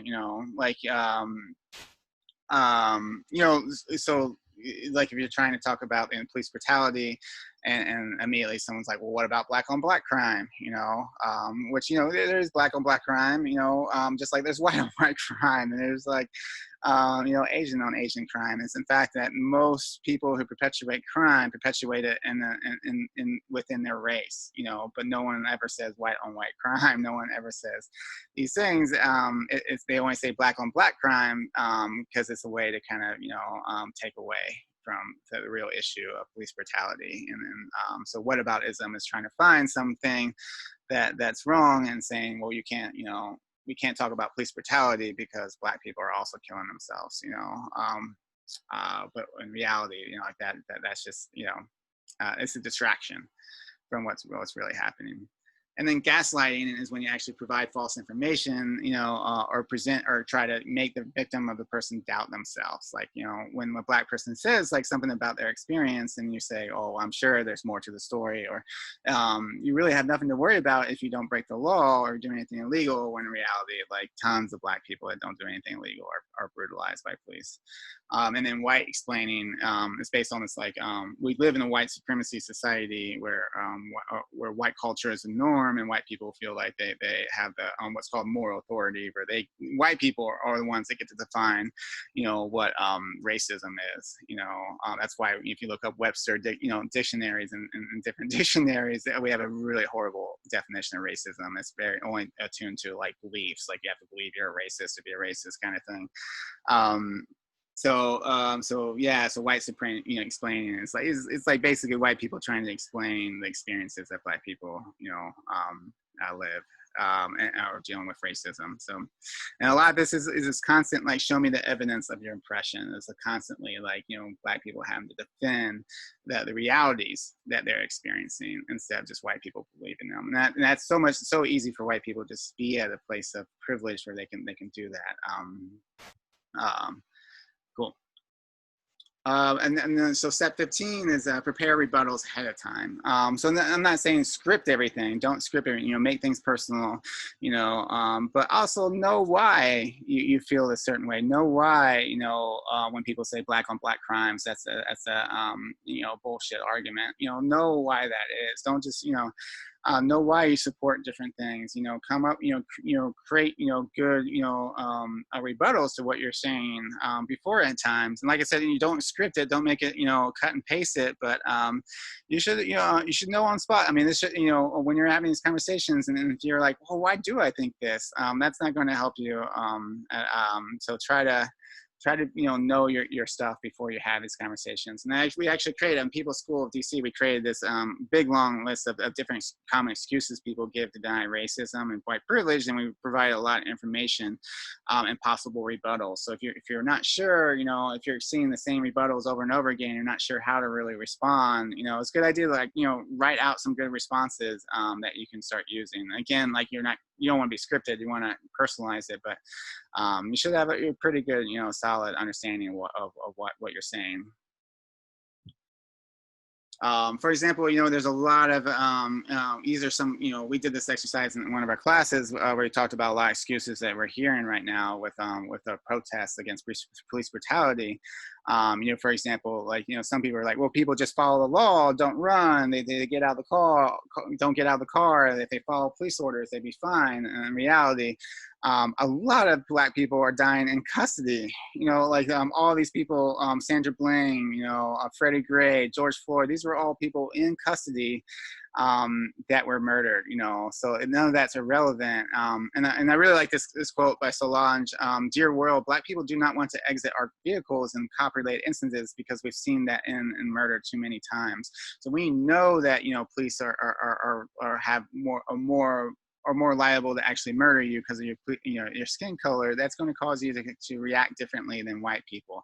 A lot of white people are like, well, I know I should follow orders exactly, but it's because we're not as worried about being shot or having police overreact to us, or having racial bias from a person that has a gun and authority to use it. So it's important to understand that, and even not following the law, not running, all these things, none of them deserve to be should be shot. None of these things justify actually shooting people. So. And then, another one is many of the people killed have criminal histories, and this is actually victim blaming. Yeah, like when George Floyd was killed, there's a couple media outlets immediately started talking about how his past, criminal histories and drug use and things, but again, none of that stuff, justifies his murder. None of it. It's actually victim blaming. It's taking the attention away from the murderers and putting it on, blaming it on the victim. And that happens a lot to Black people killed by police. We treat white terrorists, like Dylan Roof and people like that, better than we treat Black victims in the media. And what about Black on Black crime? We talked about already. There's white, there's white on white crime. There's Asian on Asian crime.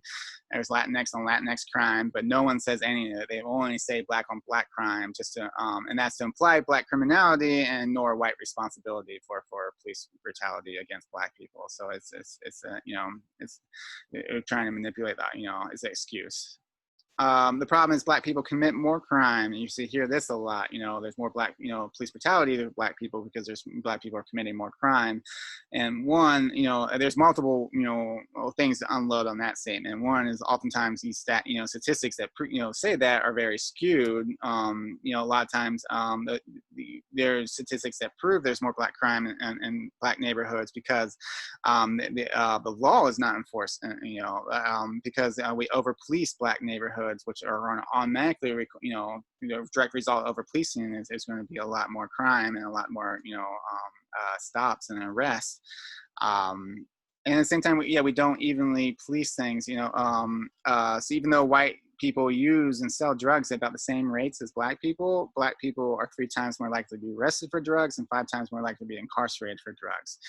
Even though white people and Black people use drugs at very similar rates. And the underlying issue too is the major indicator of crime is poverty. It's not race, right?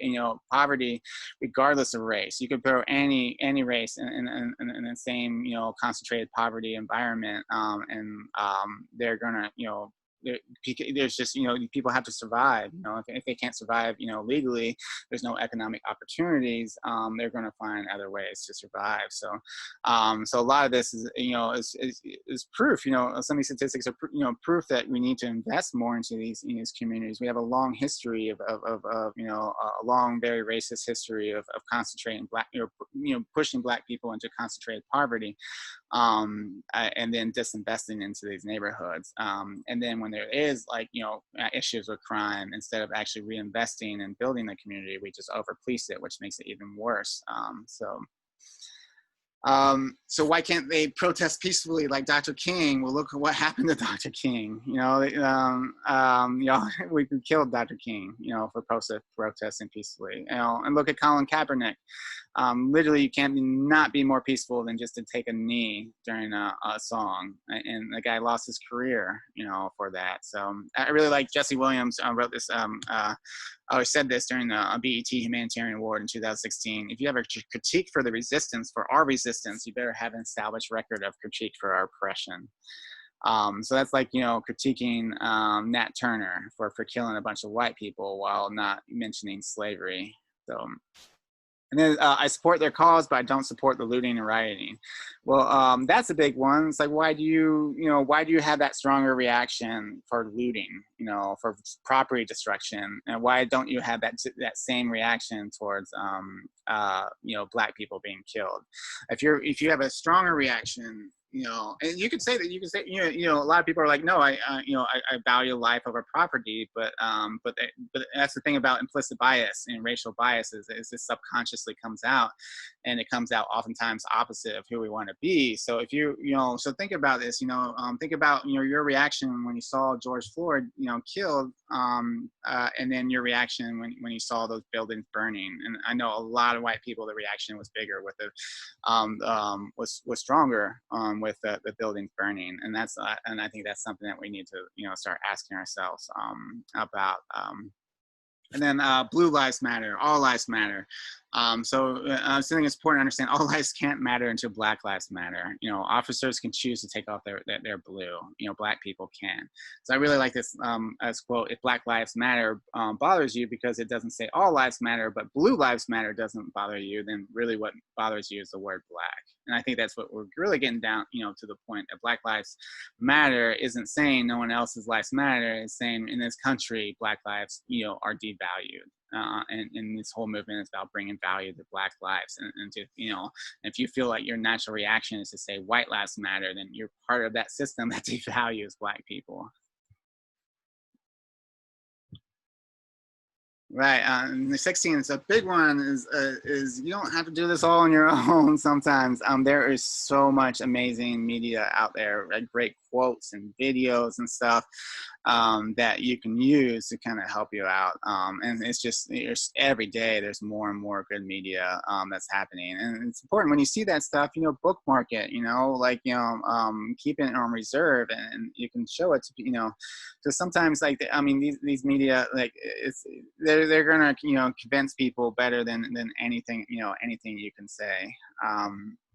So I'll give you an example. So I'm gonna play this video.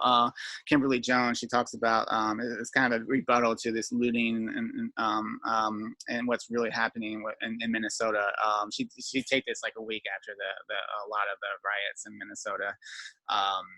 And it was her commentary, and I had a friend recently, her boyfriend was like very anti-reparations, and she like talked to him for a while and could not get him to really see, believe that we need reparations in this country. And then she actually sent them this video, and after watching this video, this guy's like on board now with reparations. So it's important, you don't have to do this all yourself, share these videos and stuff, but don't overwhelm people with like these long articles and stuff. Again, try to find human, media that has human connections and has powerful connections. That's what's really going to move people. So I'm gonna play this video real quick.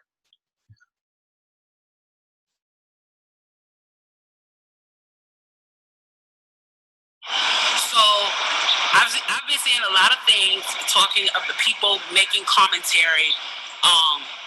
Interestingly enough, the ones I've noticed that have been making the commentary are wealthy Black people making the commentary about we should not be rioting, we should not be looting, we should not be tearing up our own communities. And then there's been an argument of the other side of we should be hitting them in the pocket. We should be focusing on the blackout days where we don't spend money. But, I feel like we should do both. And I feel like I support both. And I'll tell you why I support both. I support both because when you have a civil unrest like this, there are three types of people in the streets. There are the protesters, there are the rioters, and there are the looters. The protesters are there because they actually care about what is happening in the community. They want to raise their voices, and they are there strictly to protest. You have the rioters who are angry, who are anarchists, who really just want to fuck shit up, and that's what they're going to do regardless. And then you have the looters. And the looters almost exclusively are just there to do that, to loot. Now, people are like, well, what did you gain? Well, what did you get from looting? I think that as long as we're focusing on the what, we're not focusing on the why. And that's my issue with that. As long as we're focusing on what they're doing, we're not focusing on why they're doing. And some people are like, well, those aren't people who are legitimately angry about what's happening. Those are people who just want to get stuff. Okay, well then, Let's go with that. Let's say that's what it is. Let's ask ourselves why in this country in 2020, the financial gap between poor Blacks and the rest of the world is at such a distance that people feel like their only hope and only opportunity to get some of the things that we flaunt and flash in front of them all the time is to walk through a broken glass window and get it.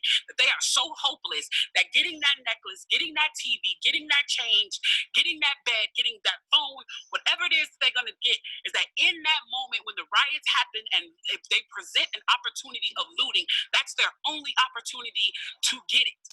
We need to be questioning that why. Why are people that poor? Why are people that broke? Why are people that food insecure, that clothing insecure, that they feel like their only shot, that they are shooting their shot by walking through a broken glass window to get what they need. And then people want to talk about, well, there's plenty of people who pulled themselves up out of bootstraps and got it on their own. Why can't they do that? Let me explain to you something about economics in America. And I'm so glad that as a child, I got an opportunity to spend time at Push where they taught me this, is that we must never forget that economics was the reason that Black people were brought to this country. We came to do the agricultural work in the South and the textile work in the North. Do you understand that? That's what we came to do. We came to do the agricultural work in the South and the textile work in the North. Now, if I right now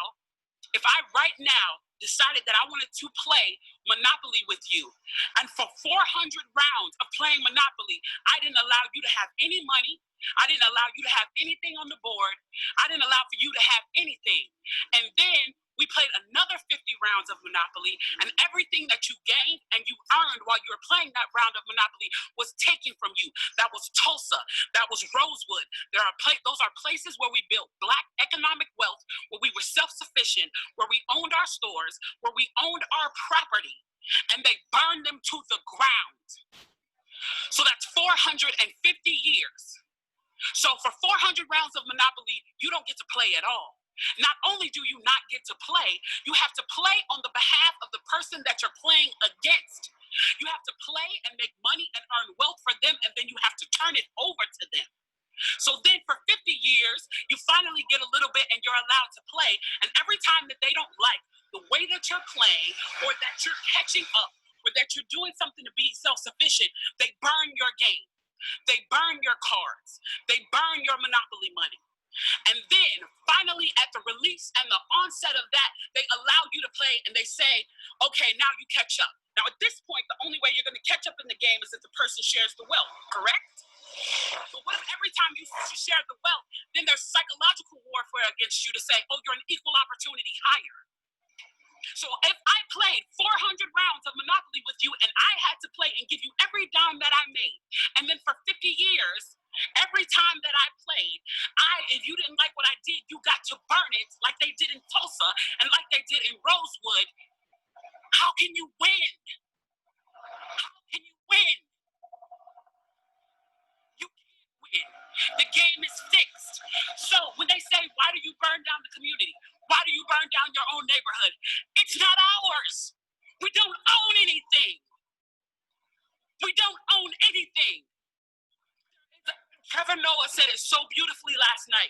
There's a social contract that we all have, that if you steal or if I steal, then the person who is the authority comes in and they fix the situation. But the person who fixes the situation is killing us. So the social contract is broken. And if the social contract is broken, why the fuck do I give a shit about burning the fucking Football Hall of Fame, about burning a fucking Target? You broke the contract when you killed us in the streets and didn't give a fuck. You broke the contract when for 400 years we played your game and built your wealth. You broke the contract when we built our wealth again on our own by our bootstraps in Tulsa, and you dropped bombs on us. When we built it in Rosewood and you came in and you slaughtered us. You broke the contract, so fuck your Target. Fuck your Hall of Fame. As far as I'm concerned, they could burn this bitch to the ground. And it still wouldn't be enough. And they are lucky that what Black people are looking for is equality and not revenge.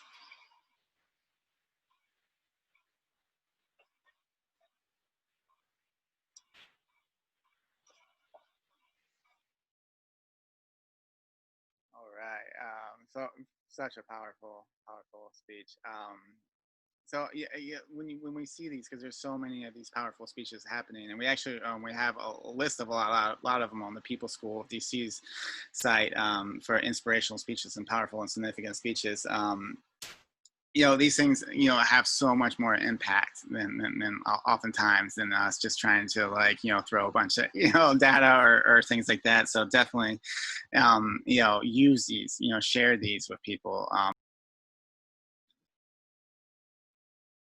Okay, I want to play another video too. I think this is a very powerful video to use, especially when you're talking to people, trying to help them understand white privilege and or understand police brutality. This is a video of Black parents explaining to their kids, what to do,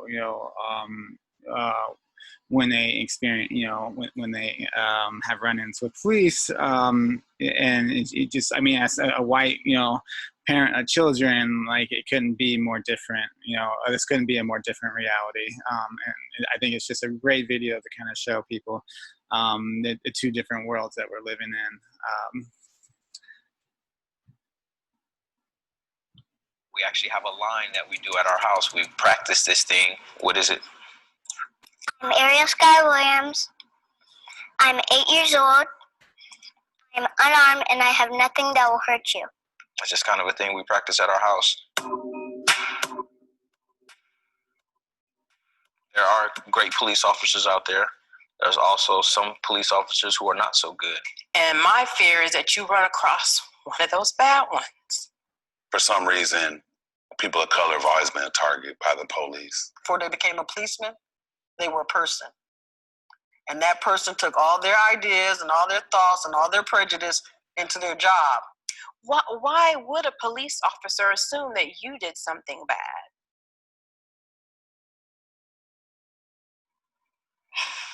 Maybe because of my skin color.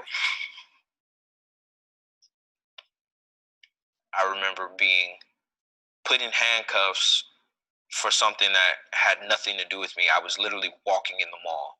Cops slammed me on the ground, busted my lip, chipped my tooth. That actually made me really mad. How about the time they pulled us over with me in the car and arrested me and left all of you guys sitting in the car and nobody knew how to drive on the side of the road because the bumper on the car was kind of hanging off? You know, we live in Puyallup. There's people that don't even have a bumper on their car. My rear brake light wasn't working, and I got to my destination and they were working. I was about your age, actually. They grabbed me. Why? I didn't know at the time. They just grabbed me. They threw me onto the police car. I got tased that time. That time they tased me because they said I wasn't complying. Ariel, are you okay? What's wrong, baby?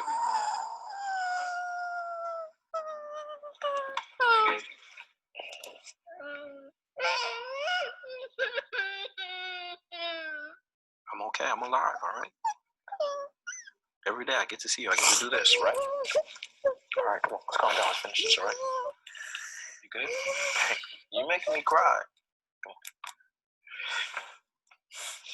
You have to be careful when you're out there in this world because this world's not going to always be honest or fair to you. I know, Sean, you got a little bit lighter than the rest of them, so it's a possibility you won't get stopped. Sound like you just pulled him over. Okay. If you're driving, cop pulls you over. Police gets out the car, comes to the window. What would you do? License and registration, please, ma'am. Why do you think I pulled you over? I don't know, tell me. When a police officer says something to you, don't, you're black. You can't be looking at them saying, oh, I don't know, why don't you tell me? Well, I mean, that right there is giving them the license to pull you out of your car and physically harm you because it will be done. Don't get upset. Don't get sassy. Why did you pull me over? You don't have, I know how, just follow instructions and stay calm. Okay. Do you think just being a police officer and pulling you over, regardless of if you feel you've done something or not, they should get your respect? That's a tricky question. The answer is yes. Yes. If you got to go to your wallet to get your ID, say, can I go reach in my back pocket to get my ID out? You could do what I do, and I show them my hands. So when they're walking up, they see I don't have anything in my hands. I'm Ariel Sky Williams, and I have nothing that will harm you or hurt you. And what's the next place you put your hands when you're driving or on the steering wheel? Put your hands out. If at all possible, turn your phone on. And call someone and put it on speaker. But whatever you're doing, I want you to say what you're doing before you do it. You don't write any statements. Or you have to write a statement. You don't have to write anything. You're a minor. I'm responsible for you. No one can tell you anything else. If it tells you to be quiet, be quiet. Do everything that you can to get back to me. I see it weighing on you, and I don't want it to weigh on you. I'm just worried about Donovan. I'm worried about him now. Who are you guys talking about? My nephew and her cousin. I don't want him to be shot. I don't want him to go to jail. You guys, if you could say anything to police, what would you say? Learn about people. Learn about their problems. Take some diversity training. I mean, it should be like at this point, like a monthly requirement. You know, there's really nothing at this point that they could do that would make me feel any safer with them without them just point blank clearing them all out and starting all over from scratch. So don't always assume that all of them are bad. But all you see on the news and in newspapers, and it keeps happening. It's just in a different way. It's like how people are like, you should forgive so-and-so, but they keep doing it to me. I forgave them, but they keep doing it to me. It gets harder and harder to forgive them. Wow.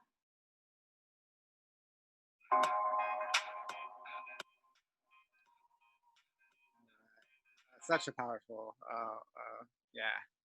I mean, just clearly just showing the two different worlds that we live in. I think this is such a powerful video to send someone that's struggling to see that. Even like that, you know, the one, you know, when that woman was talking about don't sign anything without me here, I instantly thought about that Central Park 5 and how they just like took those kids and just like, you know, I mean, literally just like traumatized them to the point where they signed a bunch of things about their parents. And I have never even heard of that happening to white kids, to be honest. And it's like just the world that we're living in right now. And it's just, it's crazy. But also, so, you know, definitely start, you know, I think it's just so valuable to hold on to videos like these and send them. Like, I mean, they're so much more powerful than sometimes than anything we can say. That's another, reason why we're doing the 8-month intro to racism and white privilege courses. We record all these videos. We record the webinar, but the webinar has a lot of videos like these. And if you sign up for it, we'll even pull out the videos and where the recordings are. You can see all the different videos as well, so you can grab individual videos and kind of use them in your classes and send them to friends and family and coworkers, because I really think that's just such a powerful way to kind of open people's perspectives up.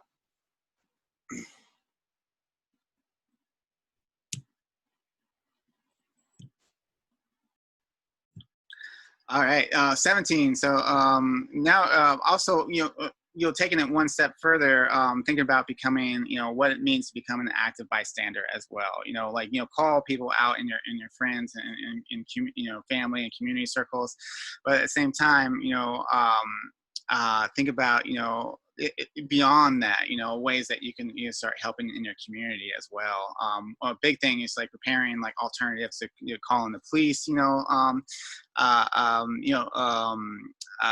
like diagram, or I'll show you a couple infographics and things, you're preparing that stuff, not just waiting for, when something's happening and what should I do? Should I call the police and stuff? Having, guides that can help you, having guides that outline, community mediation stuff, homeless lines, and different certain numbers that you can call that aren't the police, and preparing these documents as well. And also, taking active bystander trainings, taking community mediation trainings, taking trainings on recording police, like Cop Watch DC does a lot of work on trying to help people, help record things that are happening. So, and that's so essential right now. I mean, it feels like, there's more police brutality in these days, but in reality, nothing's changed. It's just we're recording and capturing a lot of it. And that stuff, is super, very, very, significant and powerful, when it comes to like, filing filing complaints and court cases and things like that. Take anti-harassment trainings, accompanying migrant trainings. Sanctuary DMV does these trainings where you can actually accompany migrants, to do, legal things that they do, so they're not going to be, captured by ICE. So yeah, definitely, looking at out, try and find ways to be a better active, bystander. So I'm gonna play this video about, being how to respond openly to racist attacks, with strangers and outside of your friend circles. But I really recommend actually taking. There's a lot of, I see a lot of bystander, intervention training courses throughout. A lot of them have these, what they call 4Ds. Where you're see something happening, see someone experiencing some racist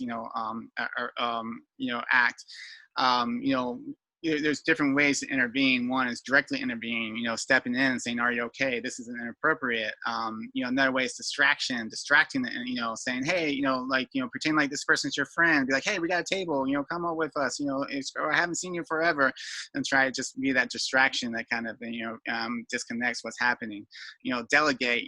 Finding someone like a bouncer or someone that can intervene better than you. And then delay is like checking with the victim afterwards and just helping.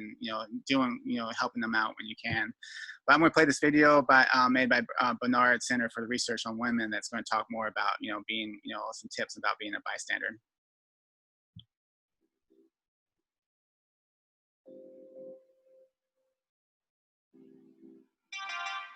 The United States has a long history of violence against people of color, disabled people, Muslims, immigrants, and LGBTQ people. In our current political moment, white supremacists and white nationalists have been emboldened, and as a result, public attacks are on the rise. Many people aren't sure what to do if they witness a racist or transphobic attack. Here are some ideas. It might be tempting to look away out of fear or because you aren't sure of what to do, but not getting involved communicates approval and leaves the victim high and dry. If you can, talk with the victim. This is about supporting them. Look them in the eye, check in with them. Try not to escalate or provoke the perpetrator. Simply sitting or standing next to someone is better than nothing at all. It's difficult to witness any kind of violence, so try to breathe and stay present. Many assume others will document an incident going on. If it's safe to do so and the victim doesn't object, film or record an incident. This helps to keep track of the rise of incidents like this, and it also ensures that the victim's versions of events can be confirmed. Check in with the victim. Ask them what they need. Get their consent and offer concrete ways to support them. Give them water. Help them get composed. Help them call a friend or even get to a safer place. Armed police presence often escalates rather than reduces the risk of violence in a situation. Because police have been trained to see people of color, gender nonconforming folks, and Muslims as criminals, they often treat victims as perpetrators of violence.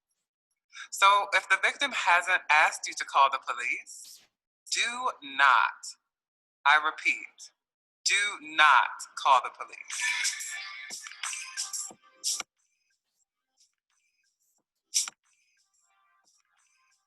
The culture of white supremacy and anti-Blackness is perpetuated by our media, political systems, and social media. You can contribute to making these attitudes unacceptable by challenging white supremacy even when you're not in a crisis. If you're white yourself, talk to your white family and friends about anti-Blackness and white supremacy. Do it every day, especially when you're in an all-white space. By doing this, you confront the culture without putting anyone else in danger of an immediate backlash.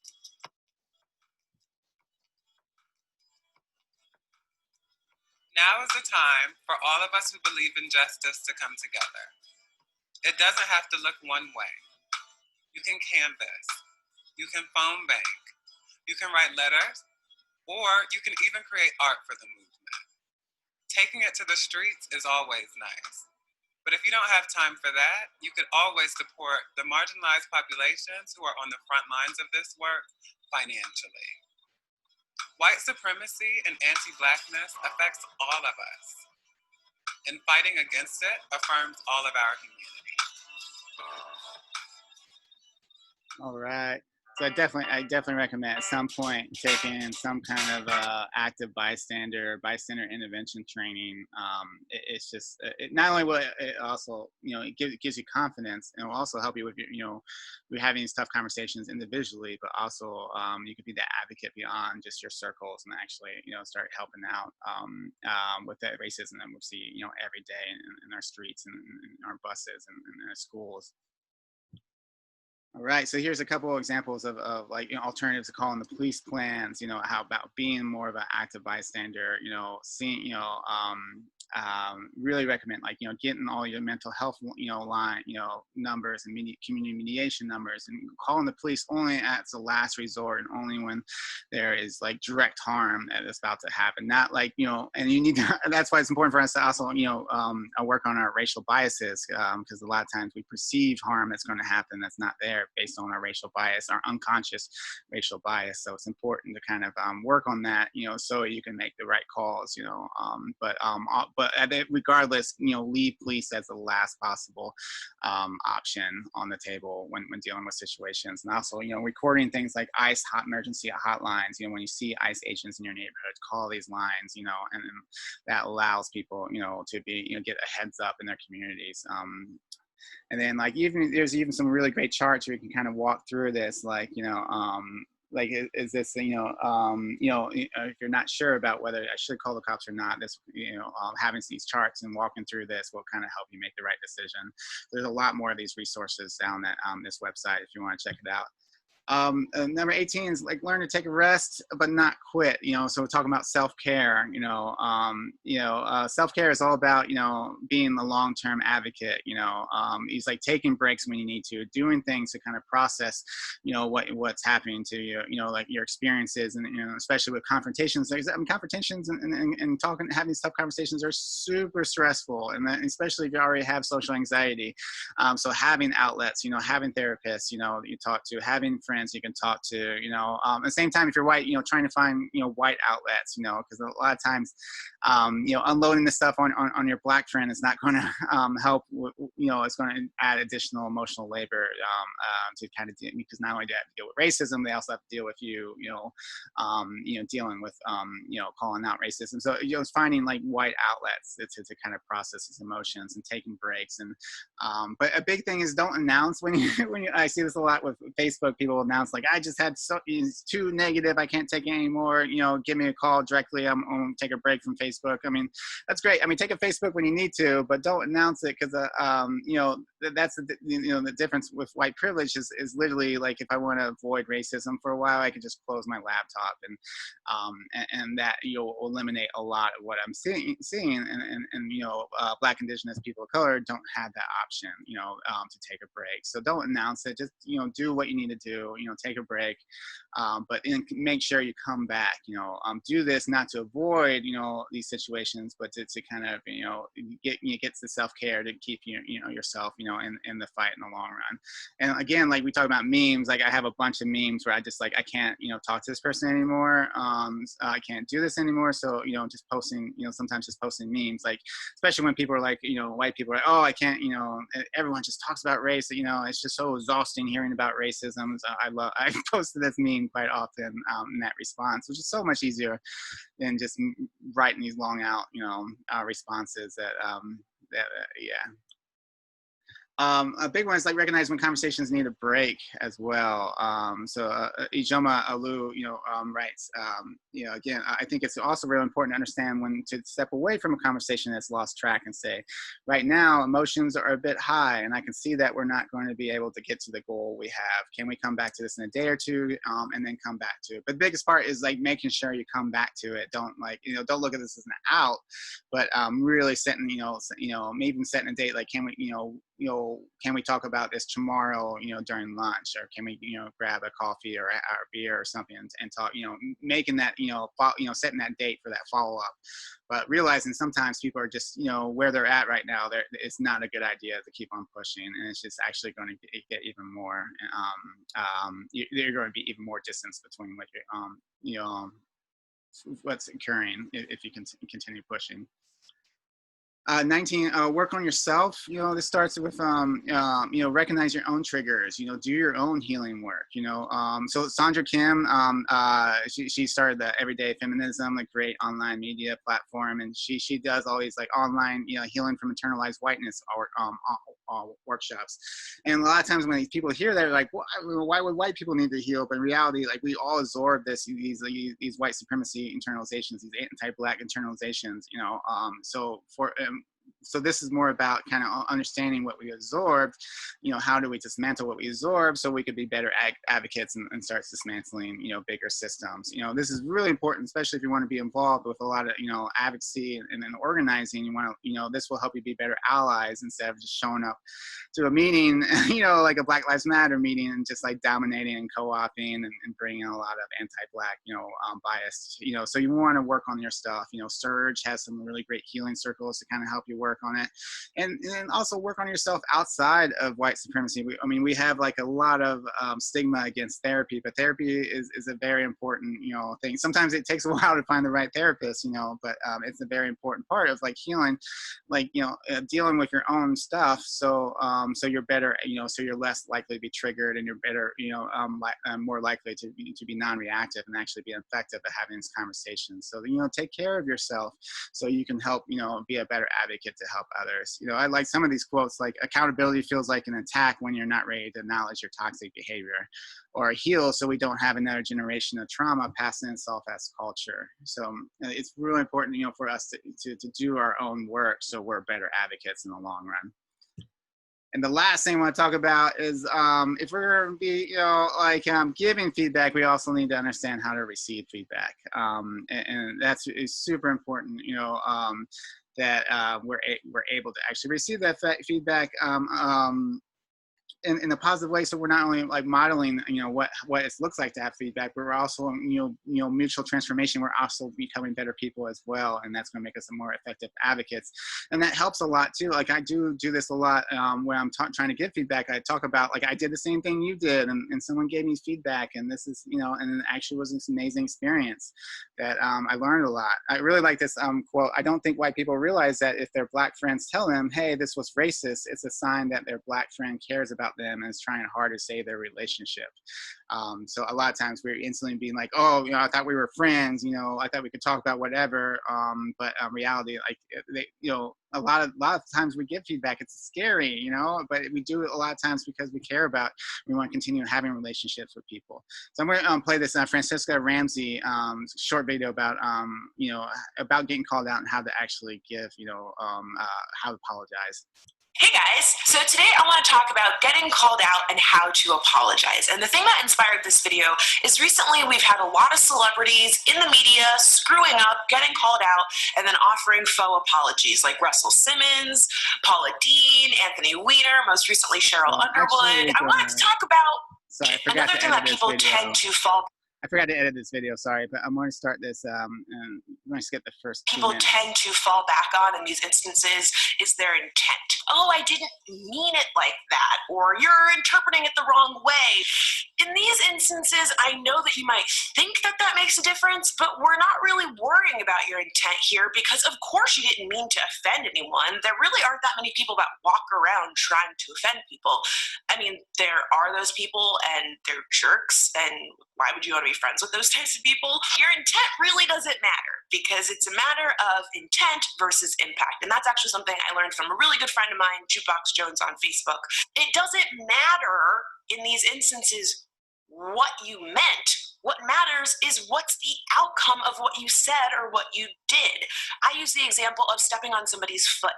I might step on your foot and break your toe. I didn't mean to break your toe, but your toe is still broken and it still really hurts. So instead of talking about what you meant to do, talk about what you actually did. Which brings me to the next part of this video, good apologies versus bad apologies. Now, the first most common bad non-apology that I hear, I'm sorry that you were offended. That is like the worst non-apology ever, because instead of taking responsibility for your actions, you're putting the blame on the other person and saying that it's your fault that you're offended, not that you did something that offended them. So don't make that mistake. Another one that I hear a lot of times is, I'm sorry if you were offended. That one doesn't cut it either, because the person is offended. So there's no reason to bring up if, and it also doesn't acknowledge what you did wrong and why it was wrong, because you're saying if you were offended, I'm sorry, but if you weren't offended, I'm not sorry. And again, that's not how you do this apology thing. A real genuine apology is made up of two parts. The first part is you take responsibility for what you've done, and then the second part is you make a commitment to change the behavior. It's that simple, and trust me, as someone that's apologized more than a few times, as someone that's been called out more than a few times, it's not really that hard to do. The best way that I can figure out to drive this point home is to give you an example using myself. So about 2 years ago, I made this video called Queen for a Day, where I dressed up as a drag queen, went around New York City and asked people to guess if I was a man or a woman. I thought the video was hysterical. My friends thought it was really funny. It did really well on YouTube. And it wasn't until about a year later that someone brought to my attention that it was super offensive. They were like, hey, this is some transphobic garbage. Why would you do something like this? Now, of course, my initial reaction was to get defensive. I was like, what are you talking about? I'm not transphobic. What does that even mean? I have friends that are trans. I didn't mean it that way. It's just a joke. You're taking this too personally. I did all of the things that you're not supposed to do. So instead, I stopped and I listened. And they explained that if you're trans, having people try to figure out what your gender is like a daily battle. And it's not really fun, and it's super rude. And making a video that encourages that and kind of makes a game or something funny out of questioning someone's gender is basically encouraging people to participate in that type of behavior. And that's really, really bad, especially when you consider the fact that there are trans people who are regularly assaulted and murdered because people are trying to question and figure out how they identify. So once this was brought to my attention, I was like, you're right. I'm so sorry. Didn't need to talk about what my intent was or why I did it. Instead, I just said, wow, I'm really sorry. I'm really going to make sure that I don't do that again. Thanks for bringing that to my attention. I ended up taking the video down, and since then I've really made an effort to be more aware of trans issues and try to be a better ally to the trans people in my life and in my online community. And it was surprisingly not that hard or life-changing to admit that I did something wrong. And it felt really good to know that I fixed the problem and that now I'm part of the solution. The first thing that you want to do is acknowledge what went wrong. And I'll use my example of the Queen for a Day video.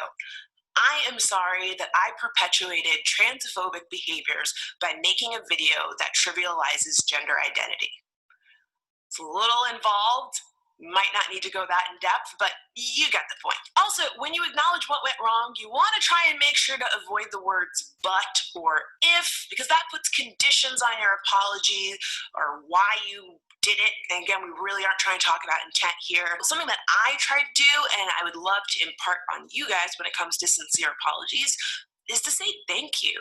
Just a super simple, thank you so much for bringing this to my attention, because it takes a lot of courage to call somebody out. It's scary and not fun, and it's a great way to soften the experience a little bit. The last thing to remember when you're making this apology is don't just say it, do it. Remember that actions speak louder than words, and you can say sorry till the cows come home, but if you keep engaging in that sort of behavior or saying those sort of things, then your apology just doesn't really mean anything. Now that you guys know about getting called out and how to apologize, I want to hear about a time that you had to apologize. It can be something big. All right. Really, really like that video. And how important it is. It doesn't matter about intent, it's the outcome that matters. And a lot of times, apologizing actually can be this liberating thing where you can feel Like you could be part of the solution. You could start, changing your ways and start becoming an advocate. So it doesn't necessarily mean like it doesn't have to be this bad thing that we always paint it out to be as well. All right. So real quick, Brooke Anderson wrote tips of receiving critical feedback. Just go through these really quickly. First one is just take a deep breath, center yourself. Trust that the feedback is an offering, not an attack. Remember that your self-worth is not on trial. Let go of your attachment to being one of the good ones. That's a lot with white people. We want to be the white good one. We always say, not all white people when people are talking about white supremacy, when in fact we're all born into this system and part of these systems. And there are no good or bad. It's just, oppressive systems that we need to dismantle. Listen, ask questions, take notes, ask yourself, if this were true, what would it mean? Save your critiques of how the feedback was brought. Process elsewhere first, respect emotional labor, offer a clear apology, and commit to a lifelong of shifting behaviors. And I really like this. It's 4 parts of accountability by Mia Menges.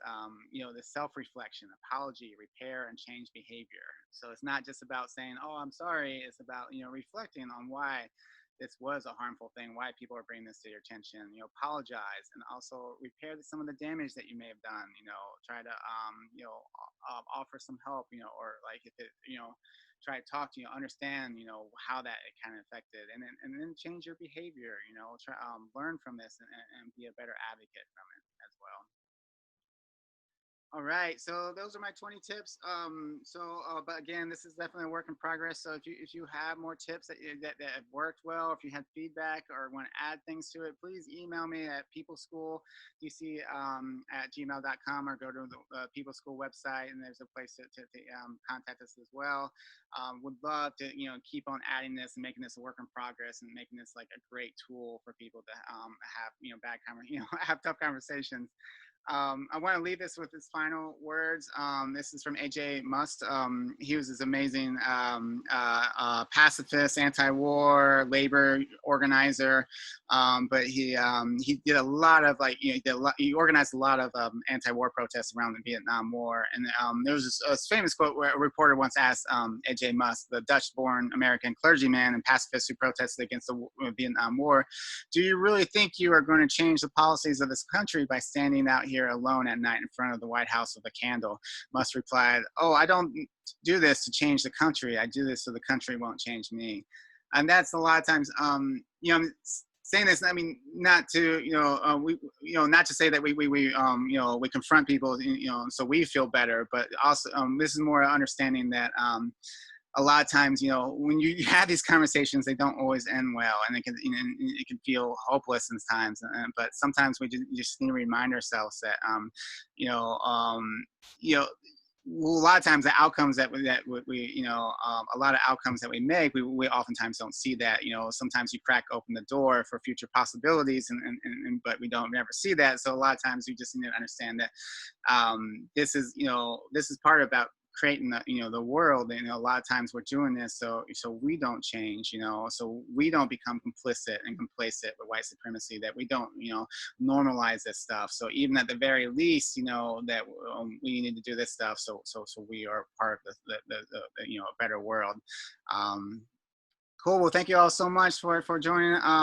Please, send let me know if you have any feedback, any more tips, and all that stuff. And thank you all so much. Have a good day.